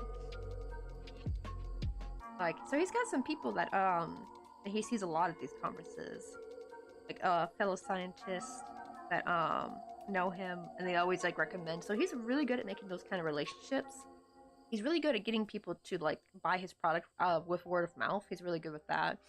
While Mr. Bachbuggy, I feel like he's kind of doing like the old little song and dance of a salesman in a weird way. It's just like where it comes across as a little cringy. Like it just comes so natural to Mr. Coffee. Like he's able to be a salesman without being cheesy. You know what I mean? Like those cheesy used car salesmen. He doesn't come across that way. He's got such a natural gift to it. And I'm like the opposite. I'm like, I don't even know how. Like that's why I'm bad with trying to promote my crochet business or anything. It's like I really don't want to come across as like a cheesy salesman, so I just never promote my stuff. I'm so bad at it. I don't know how to do like how Mr. Coffee does. Granted, he's an extrovert, and maybe that's why like I'm introverted, so we like overthink everything. Especially because also I'm an INFJ personality type, and I overthink every gosh little damn thing, and I hate it. It ruins everything for me.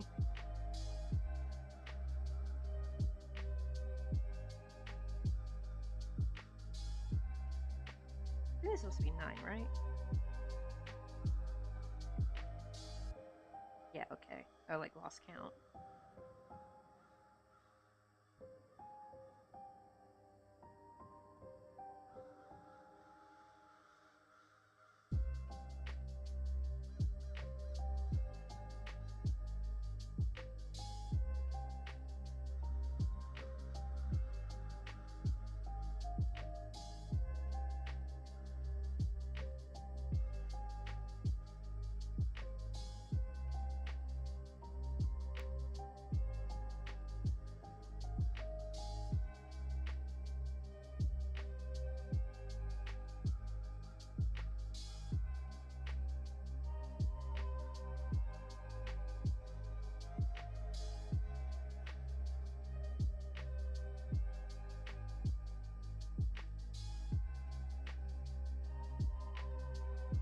There we go. Not opening.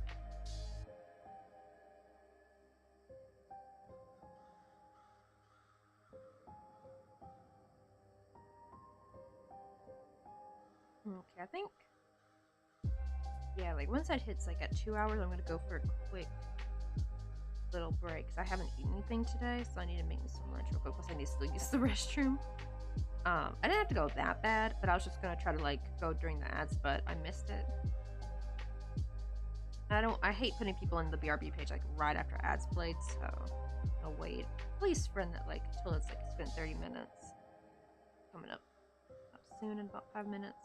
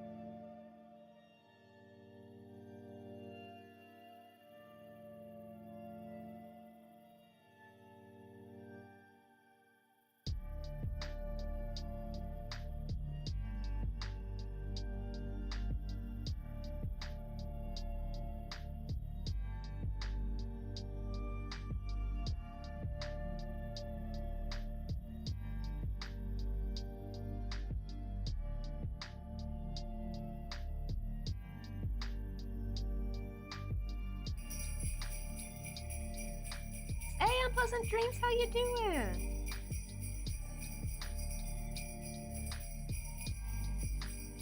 Just trying to crochet a nice little platform for our haunted house. I'm thinking to put like maybe a like little like maybe not cobblestone, but like more like a stone pathway I think up to the house. We're gonna have like some gravestones, some tall grass, make it look real messy, creepy, and overgrown. Oh, that reminds me, I need to show y'all something. This spooked me, but the funny thing is, this came out before I said we're gonna call this like the haunted house from the middle of nowhere. So we were talking about how it looks like something from like Courage the Cowardly Dog, right? Well, let me see if I can find it real quick. So, through my most recent videos, it should be in here somewhere. It was like a little spooky, you know, like those like here it is right here. Haunted house in middle of nowhere. Ah, hold on. Bad. Go away. Well, stop giving me Tinder as a damn. Oh my god, I keep blocking Tinder. YouTube, I'm a married woman. Stop sending me damn Tinder ads. God damn it. Like, I'm so sick of this. This is the 5th time I've blocked Tinder, y'all. The like ad is not working. What the heck? But yeah, I saw this. It's called haunted house in middle of nowhere Halloween ambience, and it's just like it just happened to pop up in my recommended, and you know like how I think even the YouTube ad is like, or YouTube is like sending on us through our phones. But then I saw it was from 2 weeks ago. I'm like, oh wait, that was before. Because that was only this week. Or no, last week technically. Yeah, just halfway through last week is when we started calling it that. It's just so eerie how that just popped up. Like the perfect thing to show like a haunted house, like middle of nowhere, Courage the Cowardly Dog aesthetic vibe kind of like house popped up in YouTube. That is like very creepy. I know, right? Mr. Kobe would not approve of those ads, right? I wonder if he gets some too, because I keep getting them, and it's just. And the worst part is that when I look up why they give me these ads, because I mean, to be fair, I used to get nothing but damn Pampers ads all the damn time. Was always your gender and age, which always peeved me off, because I was getting them when I was like 23. And I know, yes, 23 is like old enough that you could be a parent, but I still feel like that's kind of on the young side. But like, at least I think I finally blocked all the Pampers ads. So it does work sometimes. I have not had a Pampers ad in almost a year. Because I would get sometimes a different variation. I think that's why. I think when you block the ad, you're only blocking that specific ad, not the entire company. You know what I mean? Because then I would get like, when I would block the Pampers ads, I would get like a shortened, like a different version of the ad. Because like one would be longer, right? And that's the one I blocked. And then I started getting like shorter, mixed up cut versions, or like a different scenario they use, but it's like the same company. I had to block those, but I think I finally blocked enough of them that I haven't gotten them in a while. But good effing gosh, YouTube, take a damn hint already. Good golly, good gosh. I think because Tinder keeps coming out with like new different ads, so that's why I keep getting it, even if I block them. So annoying. No married person should be getting no damn Tinder ad. Oh, okay, right. Good night, Kelsa. So we'll have little Umbrian say good night to you. Let me see if I can make her wave like good night, thank you. Don't let the bed bugs bite. See how it's turning out. Still a little bit small. Yeah, I want it to be like more like this big maybe. We're gonna keep going. Trucking. Oh, you wanna know what's hilarious too? Like, whenever the first few Tinder ads I would get, they talk it like Korea markets as like Tinder, a place where you can find new friends. And I'm just like, that is hella laughable. I am sorry. Because even Korean people here, they're not using Tinder to find no damn friends. They find them for hookups, okay? Like, that was just freaking hilarious when I saw that. Like, because it would show like a girl making new friends with other girls using Tinder. Like, nobody, I'm sorry, nobody does that. Not a single damn person does that. It's just, they went through a whole ass production to make an ad be like, you can find new friends. Be like, funny hint, they're actually not, they're a little bit more than friends. That'd be funny actually. Maybe it's like, oh, you know what? Maybe they're doing it to be like a little sneaky, because well, there are like gay couples here and stuff, like it's not illegal, but there is still a bit of a stigma, you know, like they're not, especially the older generation here, they're not very LGBTQ friendly, unfortunately, especially like government and shit. So I'm wondering if that's why, like maybe Tinder would have gotten in trouble if they showed like a same-sex couple. But then they showed like a group of girls, so that's the thing. It wasn't just like, well, one showed like just two girls hanging out and being best of buds, saying they met on Tinder. And when I thought like, oh, yeah, sure, they're just friends. But I'm thinking that could be, but then I saw others where they're like all in a group setting, like just a group of girls, just like, hey, I found my besties on Tinder. I'm just like, I would use this Tinder for that, I'm sorry. Oh my god. Oh, God, I've been in a relationship for like 12 years now and they stopped giving me dating app ads. I wonder what that means. It's 36 over the hill now. Honestly, without them damn podcast bros be talking, they're like, women after 25, you're like expired old milk. And I'm just like, well, too bad I didn't off myself. I guess what you want. Like, it's so weird the way they talk about women. It's just crazy. It's just like, don't they realize a lot of, like, even 30 is still fairly young. It depends on, like, how you live your life. Because, like, right, there's younger people who look older than older people, right? It just depends on, like, you know, your nutrition, genetics, you know, how you lived your life. Because if you lived, like, a very stressful life, then, yeah, you're gonna maybe look a little bit older than you normally would.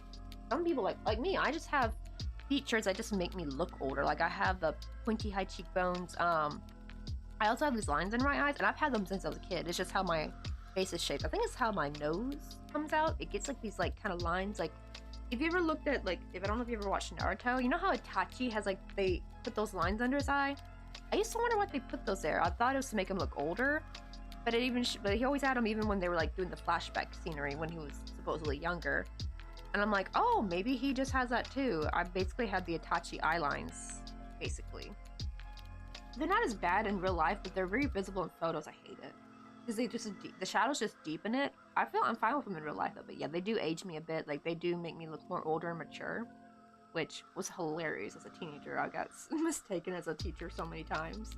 It was laughable. Oosh, I saw someone on 90 Day Fiancé saying they were looking for friends using Tinder. Their fiance was not having it. Right? That's some bullshit. Like, I wonder if they use one of them, the Korean Tinder ads. Be like, see, that promotes you can find friends on here. But I do wonder, I'll be fine with the using friends if, like, especially when the one was showing 2 girls hanging out. I realize I've never seen one with 2 guys hanging out though. Right? It's always been with just girls, so maybe they feel it'd be too forward, I think, if they use 2 guys.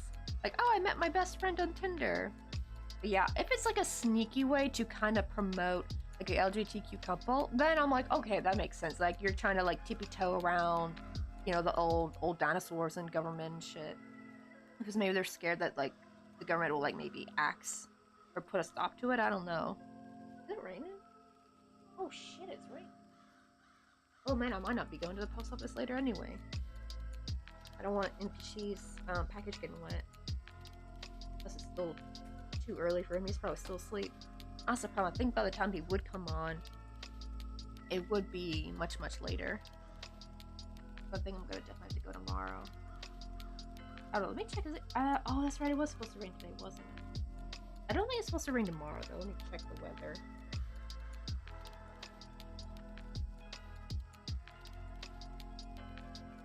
Yep, raining right now. Let's see. What is the weather forecast?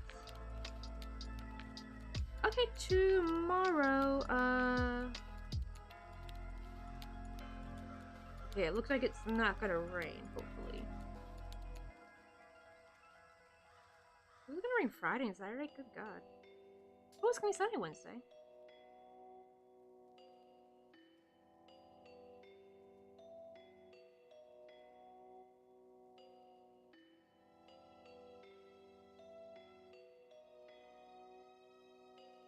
Yay, we got a pheasant! Let's go.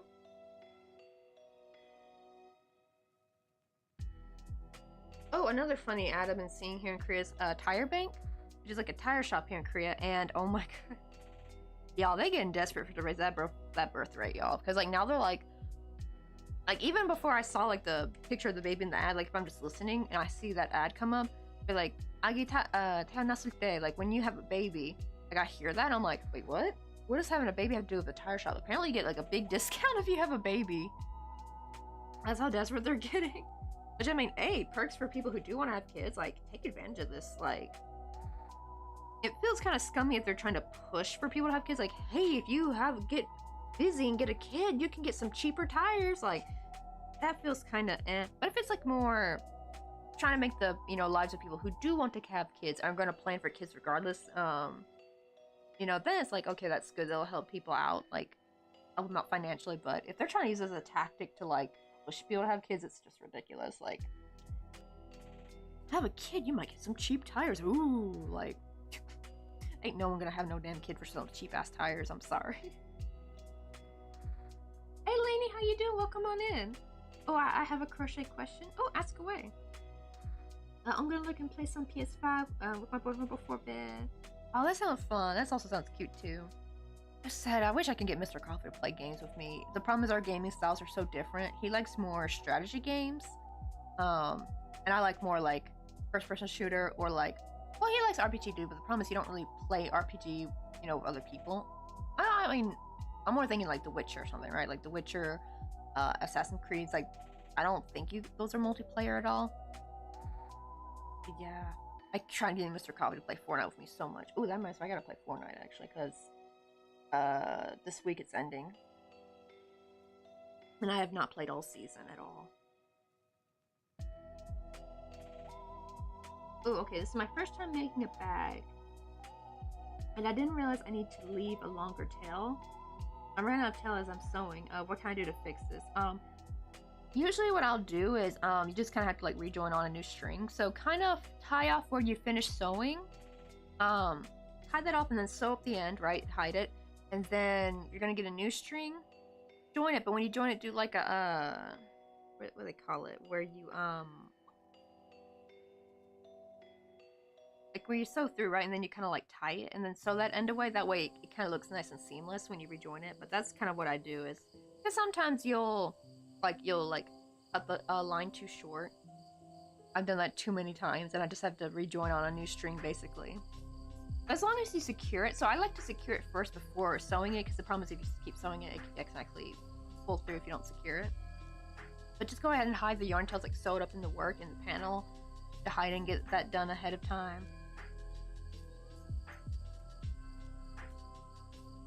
Yeah, those always suck. Especially like I'm making something small, because then I'm like, oh, I don't want to rejoin on a new string on a tiny piece. But something big like a bag, at least you can hide the string in. Oh, do I just tie together? Oh, here's what you'll do. Let me see if I can demonstrate real quick. My needle at? Oh, here, let me get a decently big needle. So what I would do is, like, say you've taken your new string, and so go ahead and thread it on the needle. Actually, pretend like you're also on the remainder of your last string too. This will be the same technique to finish off your current string you got. So like, right, you were sewing. What you want to do is go back through that same stitch again. And you're gonna like have a loop right here, right? And you want to go through the loop, and it makes like a little slip knot, I believe, on your work, and then you would try to fish it through, you know, the different stitches. Granted, you're gonna really be able to see this because it's a different color, right? Kind of like thread that through enough and then cut it off as close as possible, and then do the same thing when you rejoin on with a new piece. Like do that, like go through that same loop twice, or same stitch twice to make a little loop, and then go through the loop and pull it. It makes like a little slip knot. Yeah, because tying it together will make a big knot. Unless, I don't know, are you going to like sew any like lining in the purse? Because then in the end you can always tie it together, because you're not going to see it anyway if you're going to sew some lining. But if you're not, I would recommend doing the slip knot method, because then it's like much more subtle. Like, so there's no big knot here. Like when I feel it, it feels nice and flat.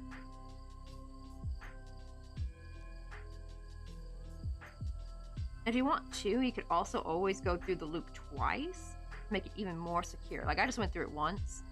You could always go through it twice to make it more secure. It will be a little bit more bumpier if you do it though, like that. That's why usually I don't.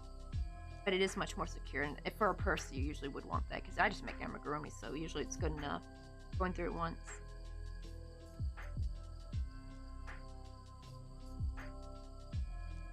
Oh man, I'm trying. No, I don't want to come undone. I know, right? I wasn't sure. It's like another great tip. Also, Lane, thanks so much for the follow. I almost didn't hear that.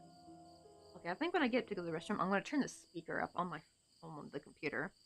I think Mr. Coffee had it down low. Sometimes he'll put the speaker kind of on the lower end, and I turn it up higher when I stream.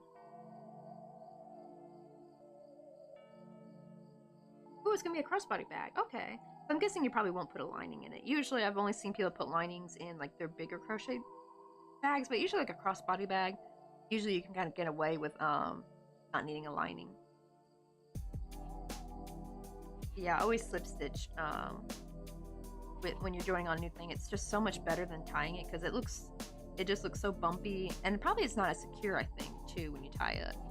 I think because it could always come undone, but when you slip stitch it in your work and then you like work your way up, it's technically just like really secure in the piece versus just tying it. Because when tying it, if things are like constantly getting pulled at, like, when you're using the bag, that little knot could eventually come undone. Or you can go I call it the lazy method, where I'll sometimes glue it with some hot glue. Hear it? You can always do that too, actually. Oh, dang, I just frogged a whole big chunk of work. What the heck? Oops, my bad, I did that. But then it might make it harder washing the bag. I think as long as you wash it in cold water, it'll be fine, but yeah, you will never be able to wash it in hot water. That'll remelt the hot glue.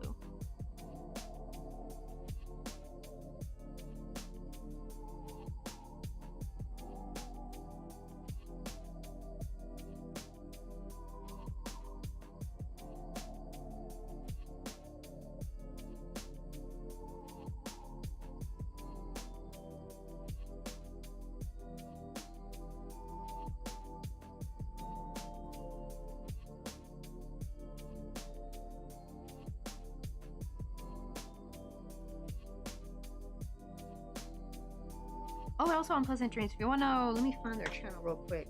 I love Planet June. She got some damn good tips for amigurumi and stuff. Find her. Love her channel. Grab that. That's actually where I found most of my tips from, was from Planet June. Got all kinds of cool stuff. Like, ooh, wait, is that a new? Oh no, it's 9 years ago. I don't think she's uploaded in a long time. Oh wait, there's a video from 2 years ago. Okay. Oh no, she's actually uploading again. Oh, great, thank goodness, because see, I remember this was her last video, which was from 5 years ago, and I was thinking like, dang, she hasn't uploaded for like 5 years. But then I was like, oh, I never saw this before. Plus, I've never seen her before. This, I think, is her first time showing herself on stream, or in a video. Yeah, she reached 100K. It looks like she's now trying to show some applique. The Ultimate Stripes for amigurumi. Let's go. Oh, she's even showing how to embroider small eyes as well. And she's always got right-handed, left-handed versions. But, like, I love her tutorials. They're very simple. She's does it nice and slow. You can already see what she's doing. She's not too quick. And it's got just so many tips and stuff.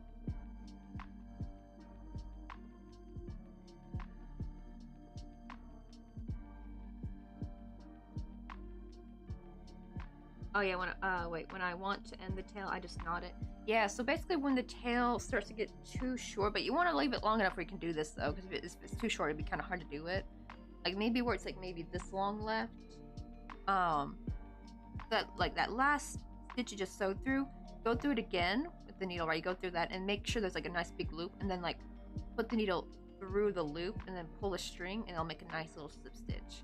And then you just kind of like weave in the tail. You don't have to right away. I always do it right away. I weave as I go because I hate weaving in ends all at once. And then do the same thing, except for doing this. Go through the stitch when you want to join on the new string. Go through the stitch you have that's right next to the one you just finished off. So that way you're going through the new one that you need to sew up. That next stitch, and do the same thing where you go through it twice, make that loop, and that way you can secure, and then you can just sew up like normal. That way it's nice and secure. Because if you just like start sewing with the new string, that it's gonna have like, if it pulls apart, you could actually pull that string through. You don't want that. Yeah, it's just like a nice little slip stitch basically. It looks so much better than what do you call it? Than if just tying it together, because usually knots are very bumpy, they're very noticeable. Granted, it'll be on the inside of the bag, I'm guessing, so you wouldn't really even see it anyway. But I feel like the slip stitch will be much more secure versus a knot, because I feel like a knot could eventually come undone. Unless you put some glue on it. Like maybe you can knot and then dab it in some hot glue. I've done that before back in my like more lazier days. I've tried to like not do that as much. I know it's a bit of a crutch.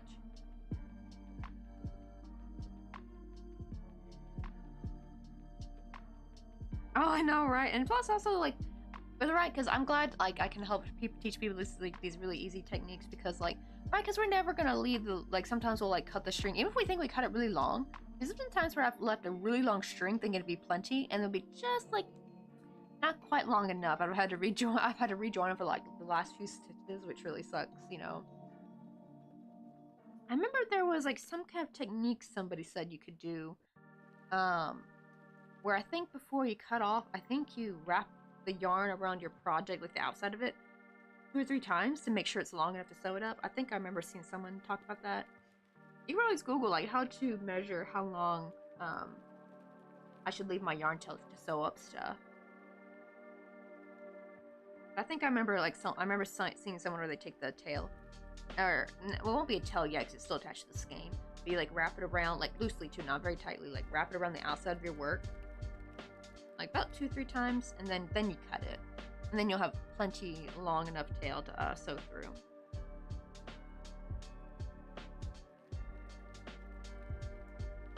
I don't really do purses anymore. I did in high school. I actually used to have a crochet tote bag, black market, and my sister was my dealer.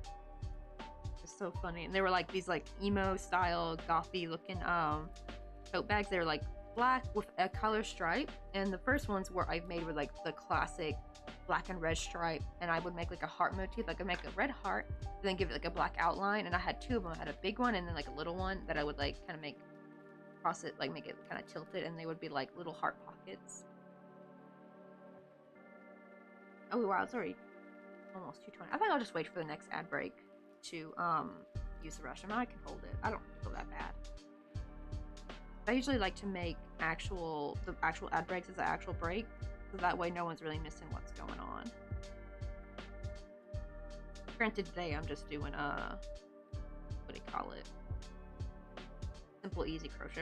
I'm literally just doing half doubles over and over and over again.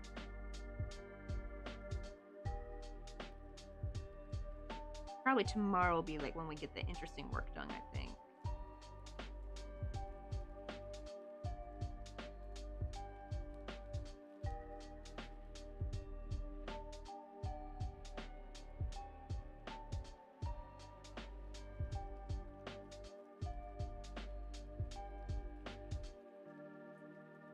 It's finally 9 for me. Yeah, I can go to my room now. Let's go.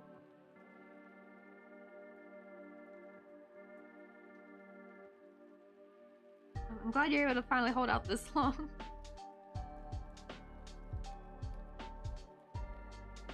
Alright, now I can finally be able to hit the hay, get all cozy and warm. That kind of sucks too that your mom won't let you chill in your room, because like, I guess you could always still, you know, get a nice big blanket and get all curled up on the couch, but like for me, I love going to my bed early in the wintertime and fall time because like, I'm still awake, but I want to get cozy basically. Like I want to get all snuggled up and then I'll just like chill on my phone for like 2 hours before I finally go to sleep. I don't know, I just feel so much warmer and cozier inside of a bed.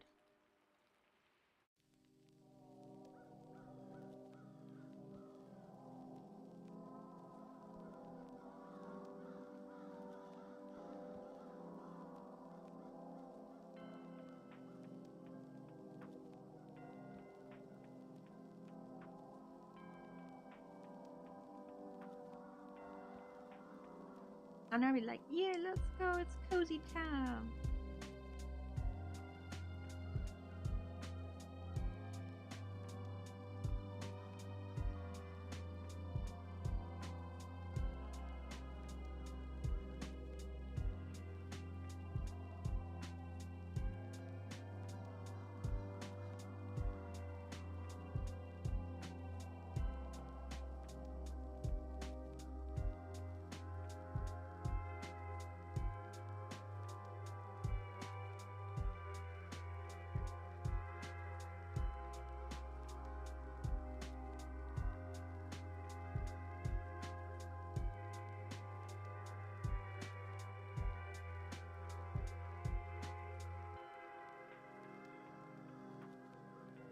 Oh, and I think after this round, I can finally start making it look more funky shaped, I think. I don't know, is it still too small?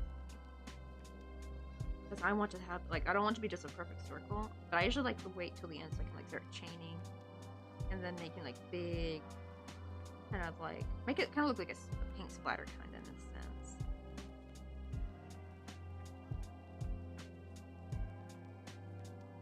Nice.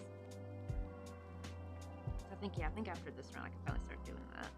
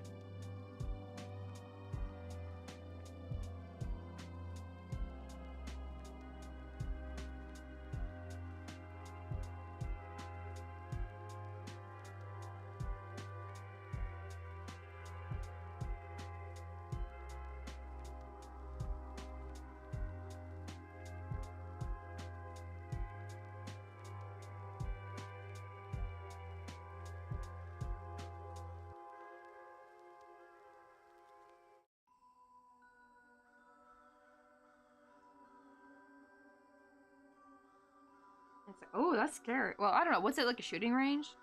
I will say if it's a shooting range, that's probably normal to find a shotgun bullet. Then again, I didn't know people would shoot shotguns at a shooting range. And was it a place where maybe a lot of people go hunting? I could see why you might find that.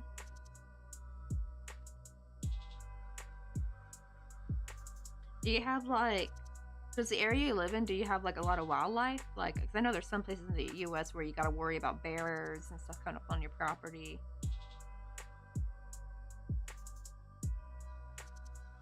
Or coyotes, especially if there's, like, a lot of farmland in your area.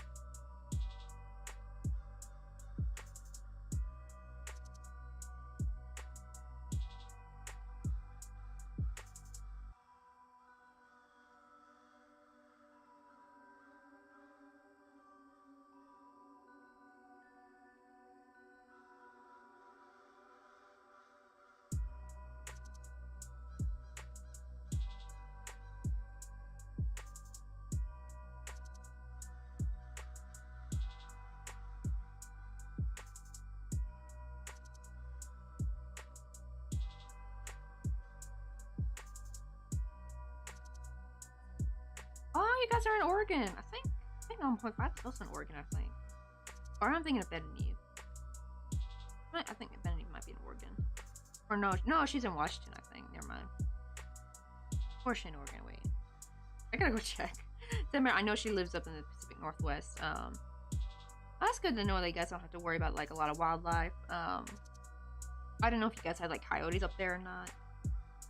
Man, I feel bad for people who, like, live in Colorado, because, like, right, I've seen so many videos of people who live out there, and they have, like, they live in some really nice, like, it's just a regular suburban neighborhood, but they got bears coming up on their property.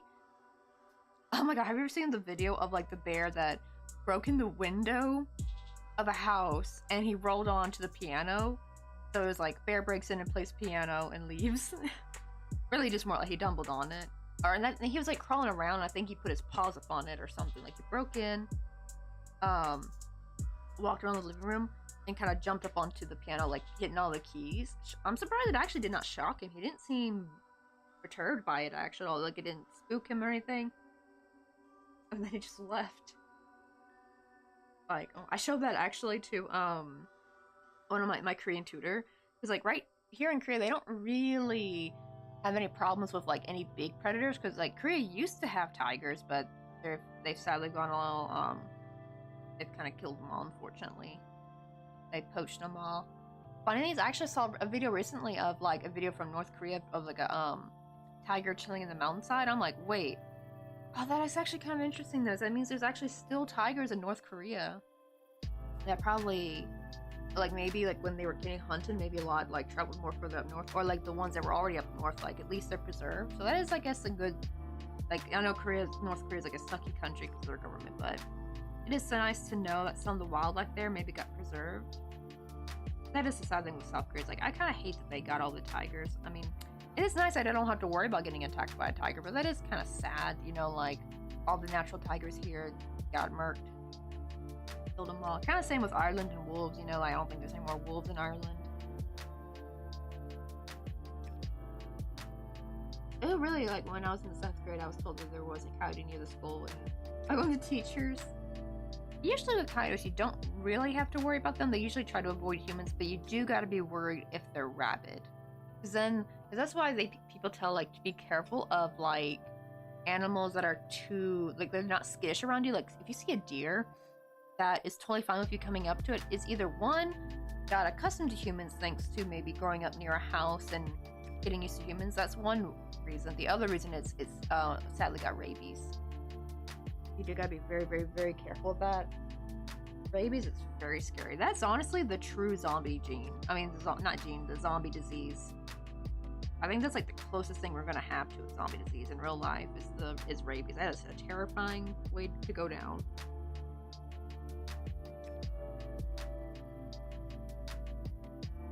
Yes, they do gotta be cautious around with that. But usually they're not gonna really bother you. Thankfully, they're kind of skittish a little bit. So I think they might get kind of, you gotta be careful around kids, I think, because if there's like a small kid around, they might feel bold enough to attack a kid, I think. But around adult humans, they're like, ah, human too big, too scary. I go run away, like that. But yeah. Tigers are kind of cute though. Actually, one of my favorite, YouTube channels, he actually has like a friendly coyote that just kind of chills at his house. He even makes sure to do like pet treatment on her and stuff. Like her little den is like out in his backyard. It's so sweet. And his dog and her to play together. Now he's got a new addition to the family. He's got like a raccoon that chills on the porch now, and he's also that raccoon will hang out. And I remember one person's comment was like, "Bro, you're like a redneck Disney princess." I'm gonna use that from now on. Redneck Disney princess. That's just hilarious. I mean, pretty much he really is. He's got a southern accent, lives out in the country. He got his pit bull, his coyote. He got coyote and I think he's got a couple deer who also come up to him too. It's not just a raccoon. Like he's got a raccoon, coyote, deer. I think some squirrels come up to him. It's so funny. Oh, damn! Really? That's terrifying. It's so sad too, cause like you're up pretty far north, right? Like up in Oregon. But the thing is, I heard Canada, they actually don't have a problem with rabies. Like the further up north you go, the less problem you're gonna have with rabies. And it's like, I was wondering why. And I think it's because of temperature. Cause yeah, is it, I think a virus. I can't remember if it's bacteria or a virus, but like it can't live in the temperatures that are typical in Canada. That's why only kind of like America, maybe a little bit like the lower end of Canada will have like problems with rabies. But yeah, I was like lucky, but they do have to worry about distemper though. So I don't know. Can distemper affect humans? I think that's really only affecting the animals itself. I don't know. I don't know too much about distemper. I've only heard of it, but I don't know what it actually does. I just remembered the first time I heard of the word distemper was when we got Blake and had to take him in for his injections, for his like vaccines and stuff. That's what's my English right here. But yeah, rabies is scary. And the sucky thing too is if you don't find the animal that bit you, you gotta get like all the shots in your butt, like all of them. I'm like, oh god. But you can actually, I think, get rabies vaccines as well. I think a lot of people don't get them enough. Like, I think it seems like only people who seem to work with animals are the ones who know to go out and get them.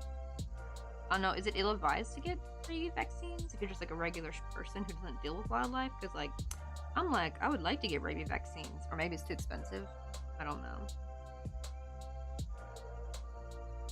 Or do you have to like get them often, or they're like bad side effects when you get them? I don't know, but like I would want to be prepared though.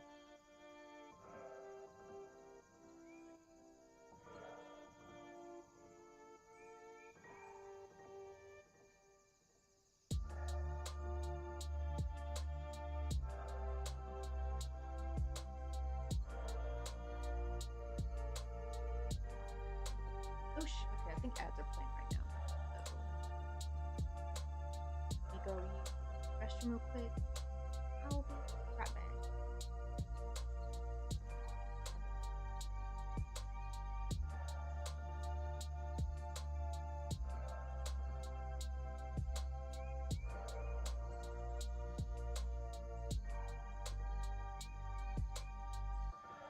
I'll be back.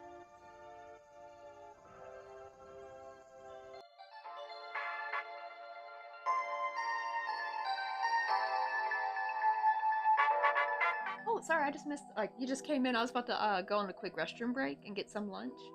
Wait, what are you making? It looks like a small coaster. Oh, it's actually gonna be for the little Halloween like a little haunted house. It's gonna be like the little grassy area. We're gonna make it into like a little what do you call it? Hopefully you can hear me. I don't know if you're stuck in ads or not. But yeah, it's gonna be like a little platform, but I want to make it like maybe this big. But yeah, I need to go use the restroom real quick. I'm also gonna make me some lunch real quick. I'm just gonna make some tuna rice. Or it's like literally you just mix tuna fish mixed with mayo and you mix it with rice. Usually I put it with some crispy toasted seaweed, but we don't have it, unfortunately. Hey Alonzo, how you doing? I also love the little Pac-Man tab. Oh wait, that's the same. Okay. Put that back because I accidentally frogged that. But yeah, I know it really does look like a coaster. I have crocheted a coaster before. We did this 2 years ago. It's looking a little grimy though. Grab some coffee? You wanna go get yeah, some we did do that on with me? stream. I think they did that also with half double crochet. The single crochet is just too small. Also, Oh my God, Fishy what is told me that? to go follow. Oh my god! What is this? Right? Yeah, it's a little watermelon coaster, but oh my god, look how grimy it is getting, y'all. I need to scrub it clean, and even then it's probably stained. I need to make another one. I wanted to make like a pumpkin one, but I guess I'll still have time because like a pumpkin one will still look cute for Thanksgiving, but I haven't really been crocheting myself very much stuff because I've been trying to get Christmas presents out, so that's why I've kind of put that on the back burner. But, I will be right back. I'm gonna go use the restroom and get some lunch real quick.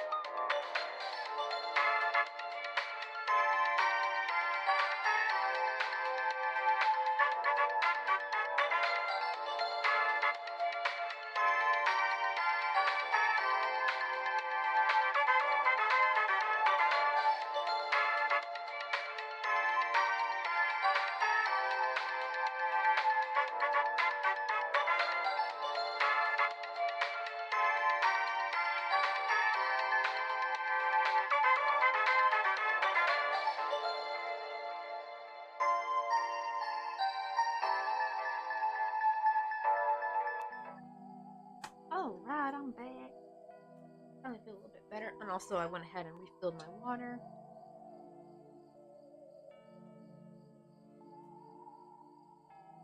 We're gonna go watch some YouTube shorts for a bit. Let's go. It's really funny because I feel like YouTube shorts is slightly better than TikTok. I feel like it's less brain rot on YouTube shorts. I feel like I get like more informative, educational, or just like less brain rotty kind of like material and just like more genuinely funny content. I feel like I get more on TikTok. I mean, not TikTok, I mean on YouTube shorts than versus TikTok. Which thankfully I've gotten my TikTok. I've kind of tweaked my algorithm to mostly just show crochet stuff now, which is nice. Now I just get nothing but cute, like little amigurumi shorts and stuff, and then cute pet videos. Always pet videos are the best.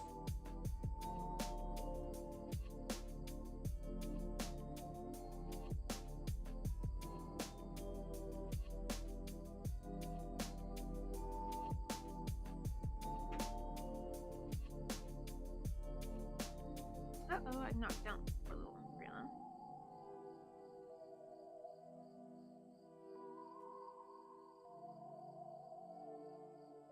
And no. Oh, I need.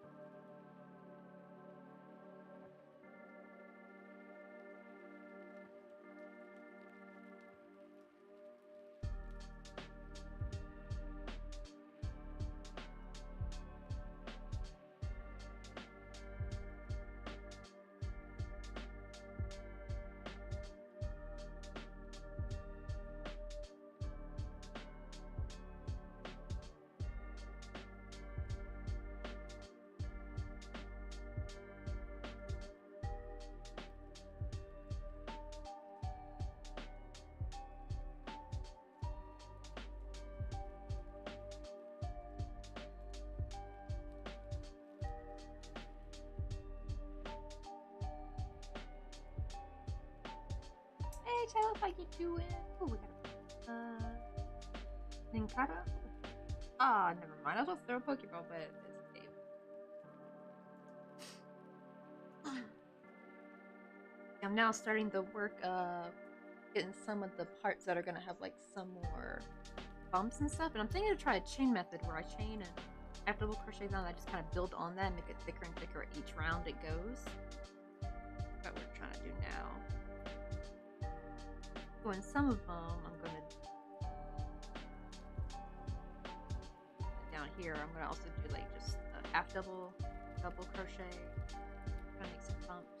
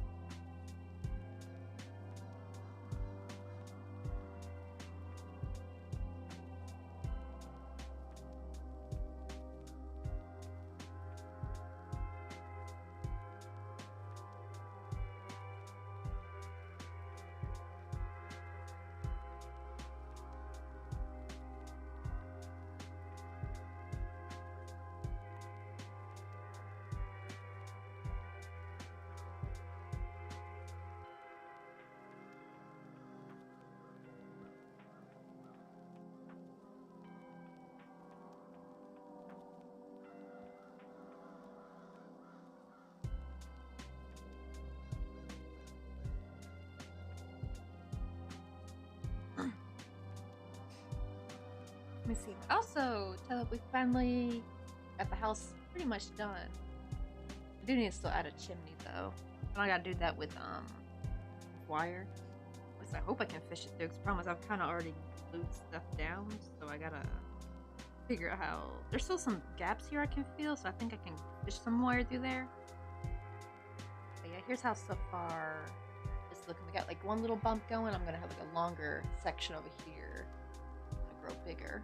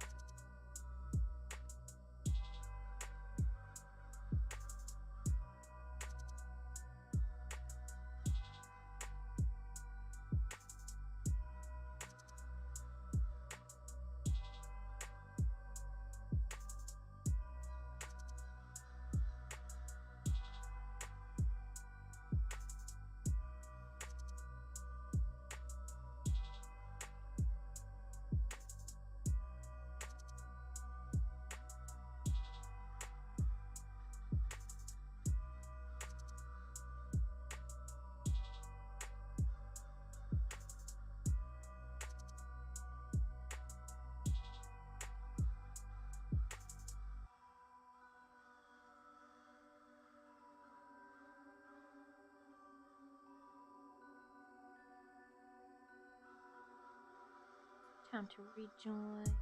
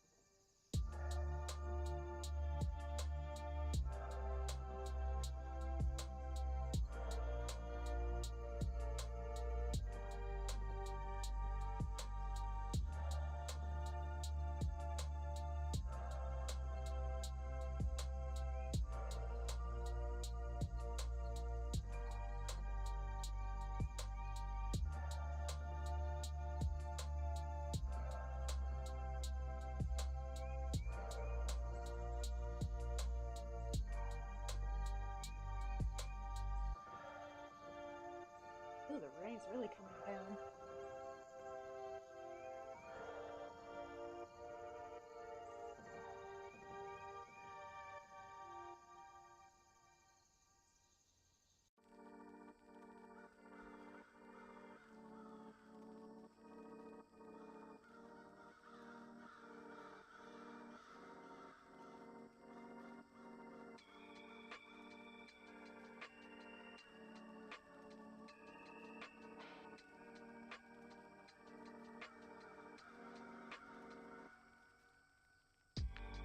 Oh, we got a...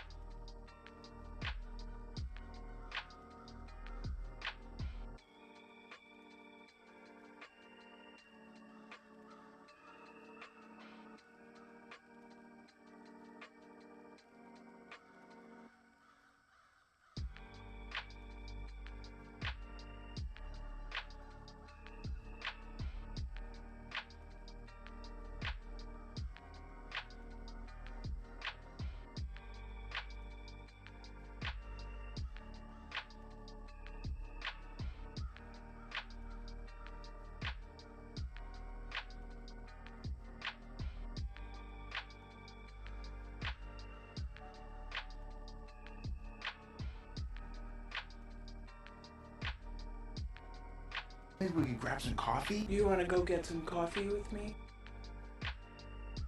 Hey, welcome in, cute kitty, how you doing? Or cute kitty? Oh, that's what Mr. Ray, I missed, Rainy Day, oh, Rainy Day Raid, also thank you for the follow. I think I missed that. That may have happened, I think, when I was going for lunch, I think. So welcome in, y'all. We're, just crocheting the little platform for, this, like, little haunted house we made. It's, like, very middle of nowhere kind of structure. I was trying to go for a Victorian vibe, but I messed up the back panel by making it taller than the front, so I had to like change the roof. Oops. And I keep dropping everything, I swear.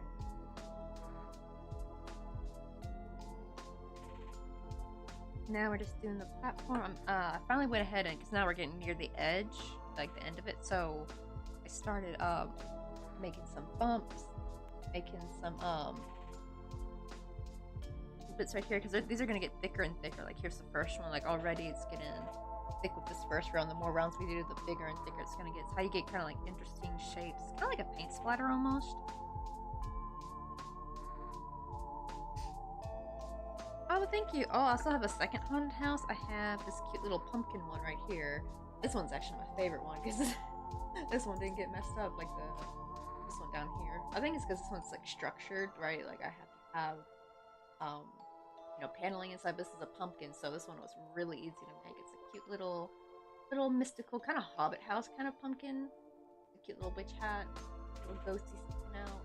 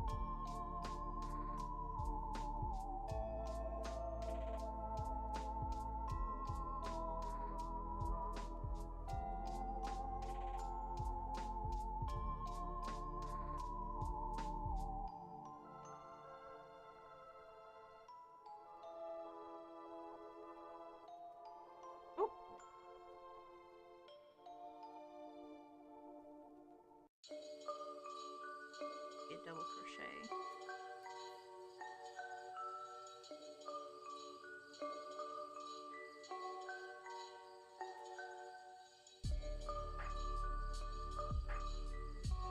These like little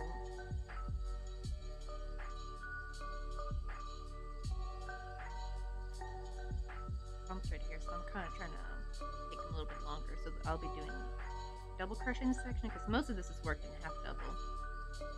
But to make this a bit taller, half double. And these grow bigger and bigger each round I go. So eventually it'll look more natural, like a little wiggly gland. I used to do just very simple, like an oval or a circle or a square. But lately I've been trying to do like more organic shape sceneries, and I think it looks cool. Like I'll show you, like I got a little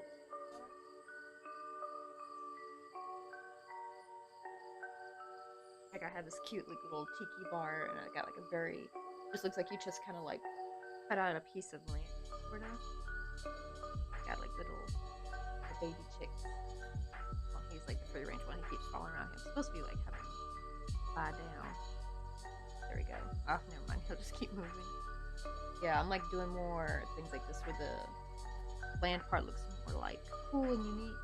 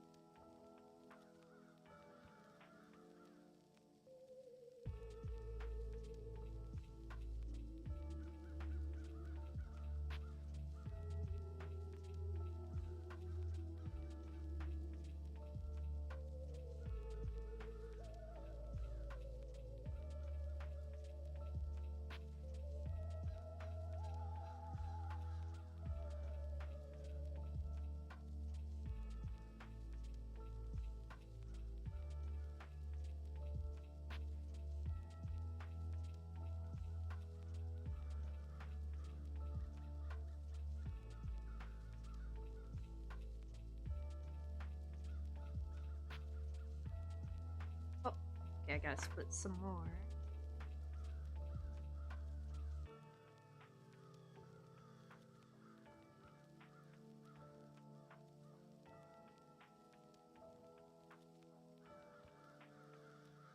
Green. But yeah, basically I crochet with splitted yarn. I'm not actually crocheting with thread. A lot of people think I'm crocheting with thread. I do crochet with thread for like very small items. I got one on the desk.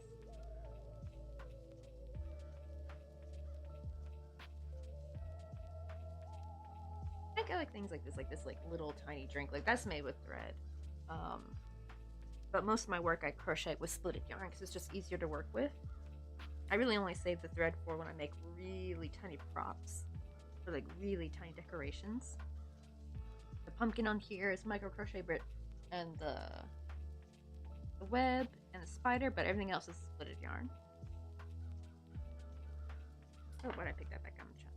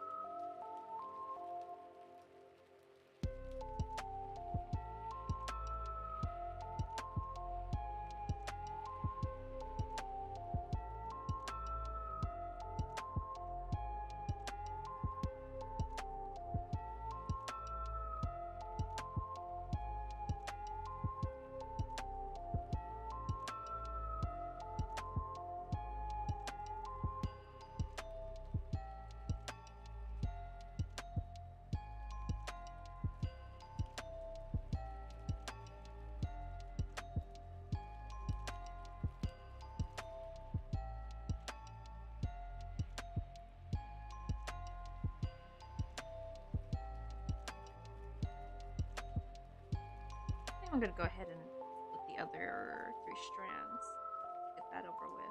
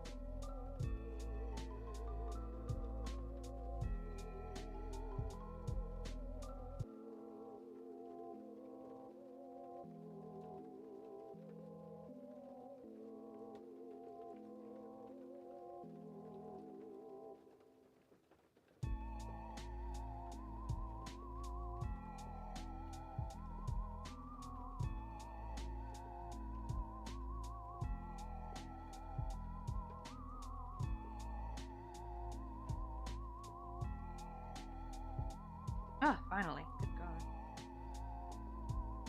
Forever split. Now I just gotta wrap these up.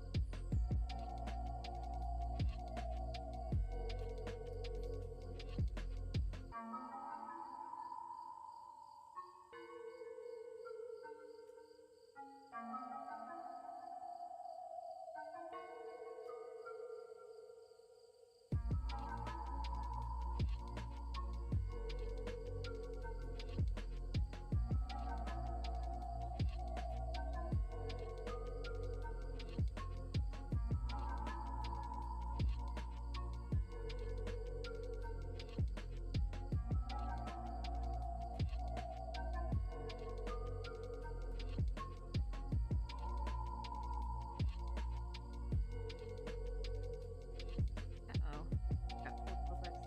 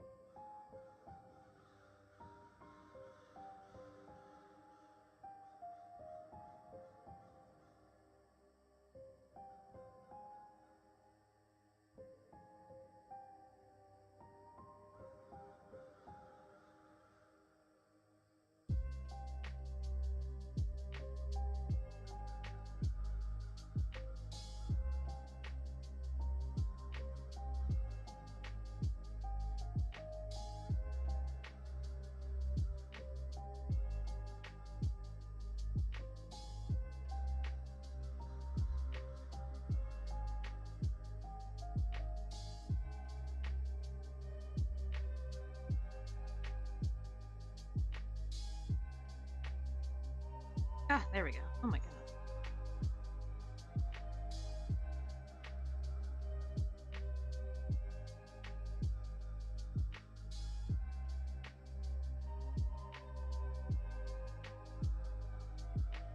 Okay, now I got like 2, 3. Okay, 4. Good.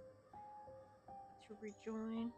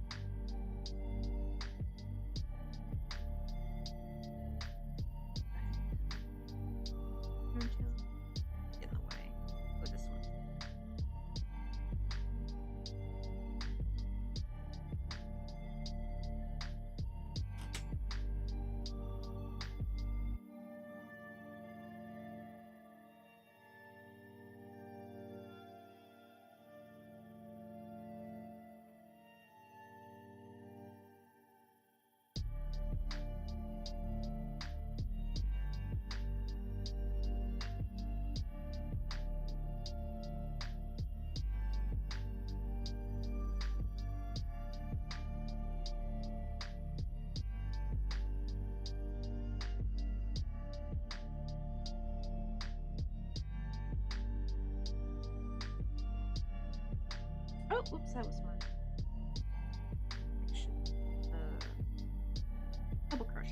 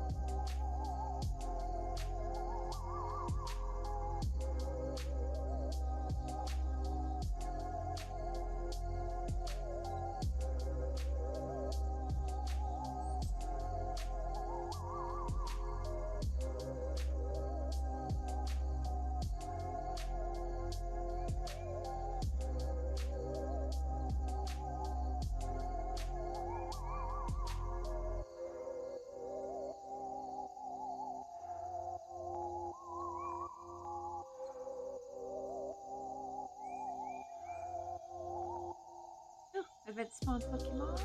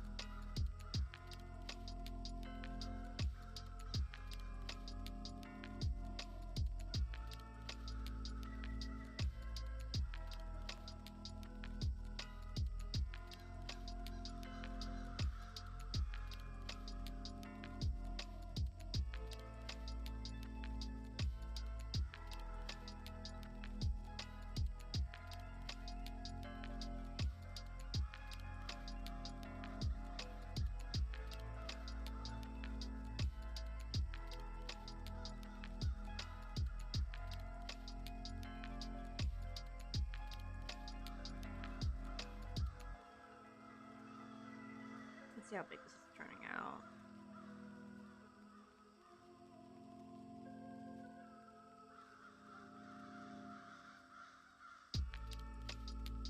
Okay, I'm already really at the size I want. I wouldn't mind having it a little bit bigger. So I think the next round I'm going to do all half double crochet. I mean, double crochet instead of half double.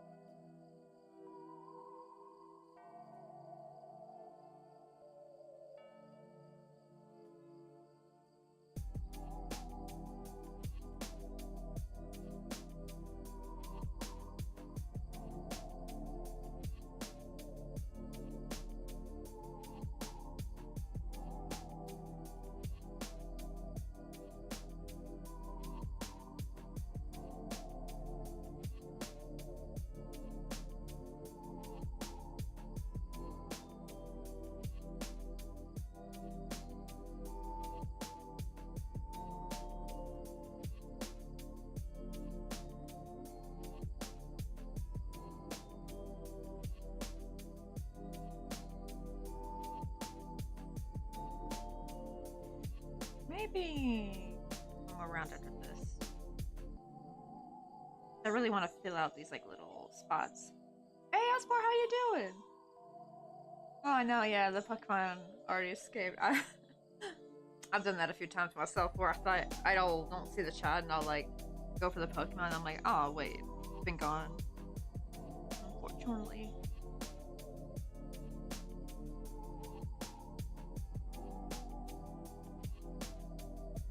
We're just making the platform for our little haunted house. And since it looks like a middle of nowhere kind of like ranch house, I'm thinking to make it look, I'm actually thinking maybe I should put some hay stacks in the front yard. I think that'd be kind of cute. Like a cute little pitchfork and oh my god, like a little ghost with like a little farmer's hat on. That'd be actually kind of cute. I think we'll do that. Yeah, originally we were going for like more of a Victorian spooky house, but I kind of messed up with the back panel and it kind of messed up how I was going to do the roofing. And when I finished, I was like, oh, this kind of looks like one of them like old middle of nowhere ranch homes. You see like encouraged the cowardly dog, like that kind of aesthetic. I know this will work.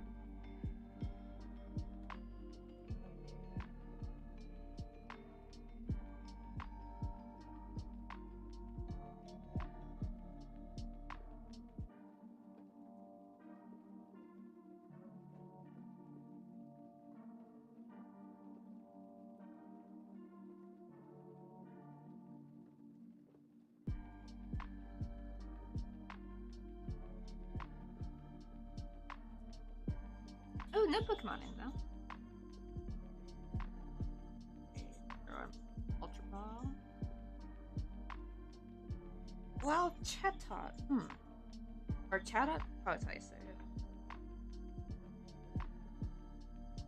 I see how like the corners are still kind of wavy. That means I need to do some more rounds. Like there's actually, I increased a bit too much over there. I'm making the platform a lot bigger than I needed it to originally be. But I don't want to frog it though, so I'm gonna just keep trucking.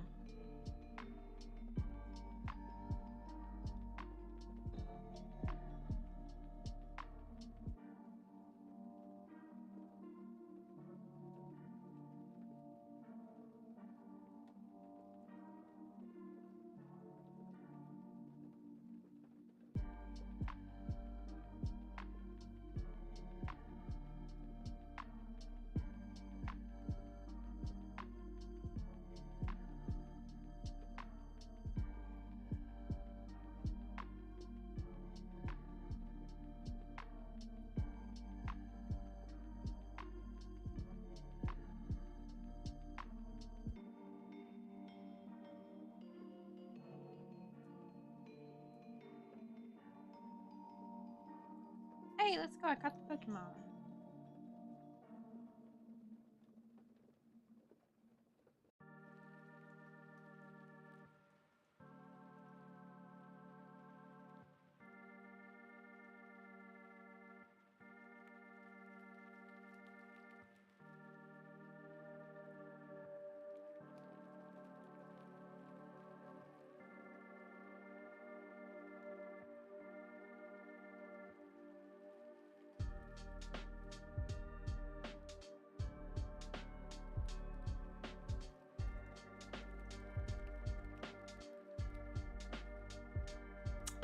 You keep saying that Pokemon community game, but I've yet to actually catch a Pokemon in costume. I'm starting to feel like you're pulling our leg at this time.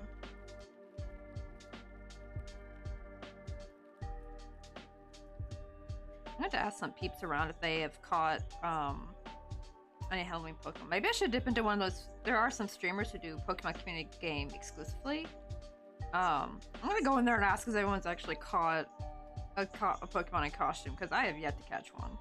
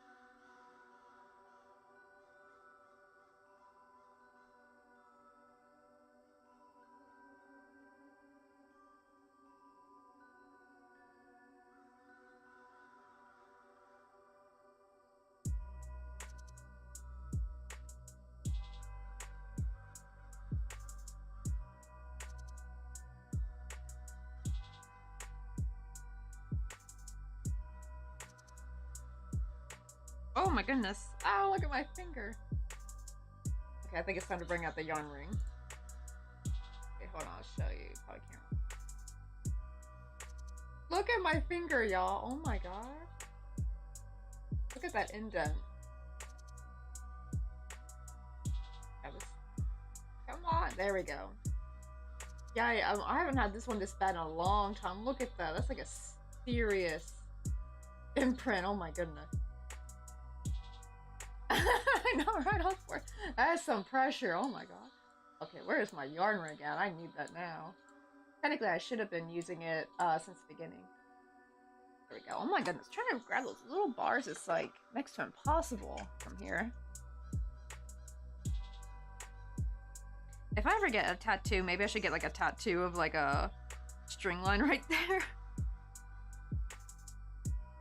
Dang, I got a picture for like old time when I used to. That yarn was a little bit thicker, so it wasn't as deep. But wow, this is like, oh wow, there's like, yeah, a real actual indent, little valley. Drawback of like, I mean, even people get this when they work with regular size yarn. But definitely, it seems like the thinner and denser the yarn, like the more of an indent you're gonna get. Oh, that's like much better. Because usually I don't use the yarn ring as much for like the small stuff because it's like kind of annoying to take on and off when I'm doing different little things. Or I'll finish it too quickly to really need the yarn ring. But I forgot for things like this platform is when I actually need the yarn ring. So you're just like kind of crocheting for long periods of time.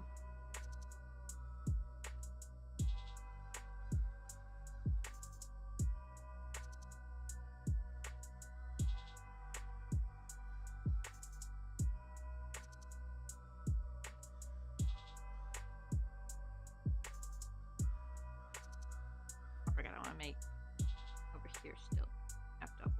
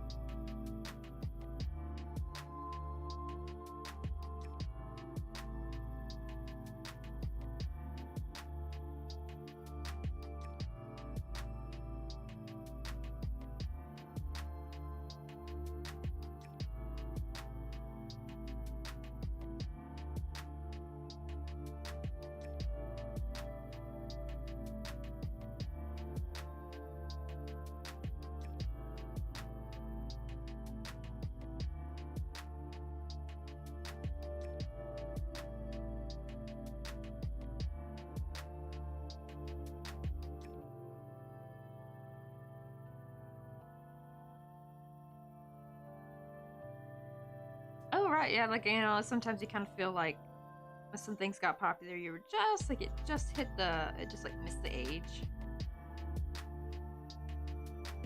I think it's some stuff that came, oh, kind of like, for me, Monster High. I really think it's a kid aesthetic, but it did come out, I was quite too old for it already when it came out, like, I wasn't playing with dolls anymore, really. But I love the aesthetic, though, like, if they're still relevant when I have kids, and if I have a kid, whether they're a boy or girl, and they want to play with Monster High dolls, I'll totally get them that because they're really cute.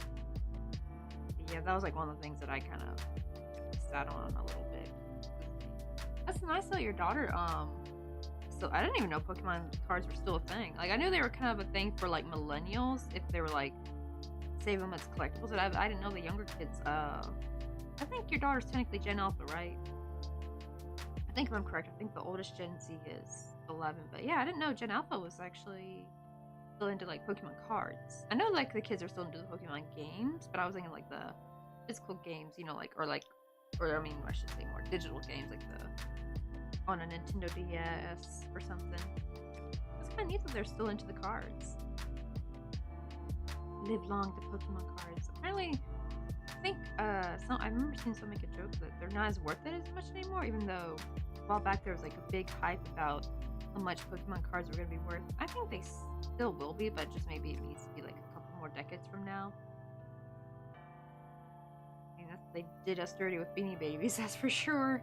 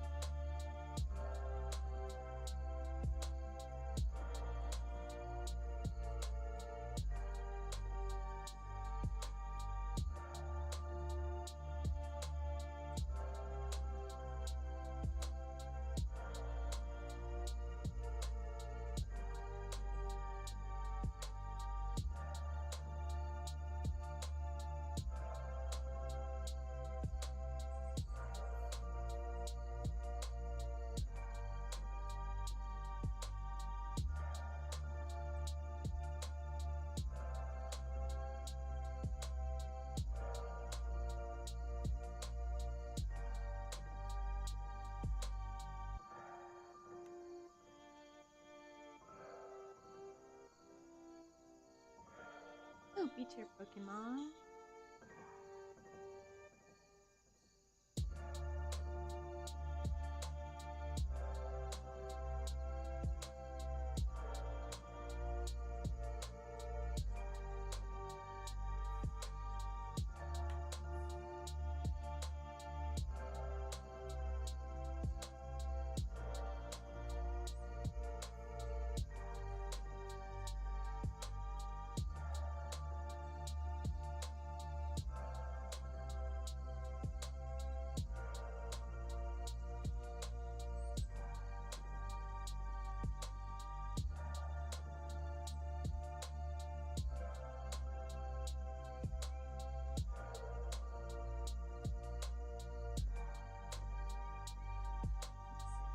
Still there, but it looks like it's starting to fade a little bit. Or at the end, it's still there, but the redness is kind of dying down. Because it was like really red, that like little dash across my finger.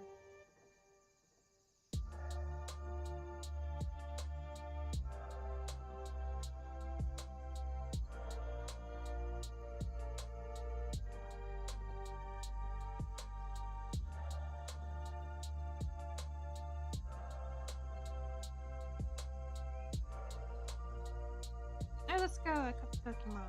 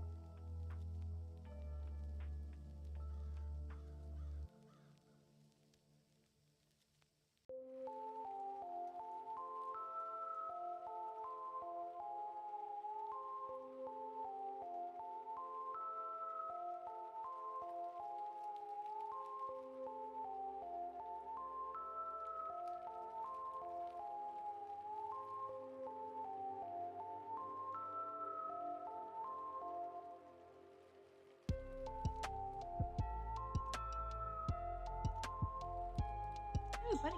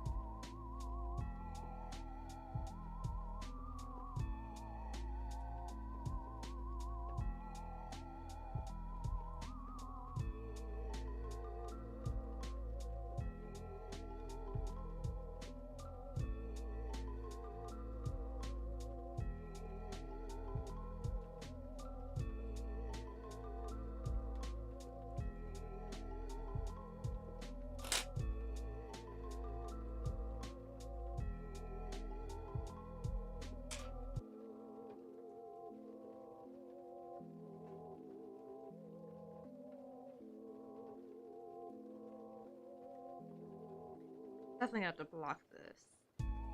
Feel kind of curly.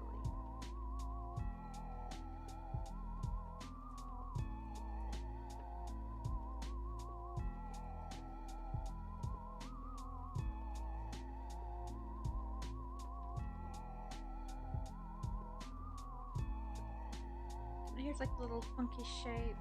Like this kind of like the shape. I think we might put maybe.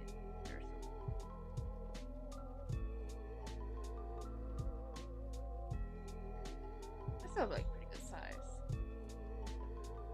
But I'll block this in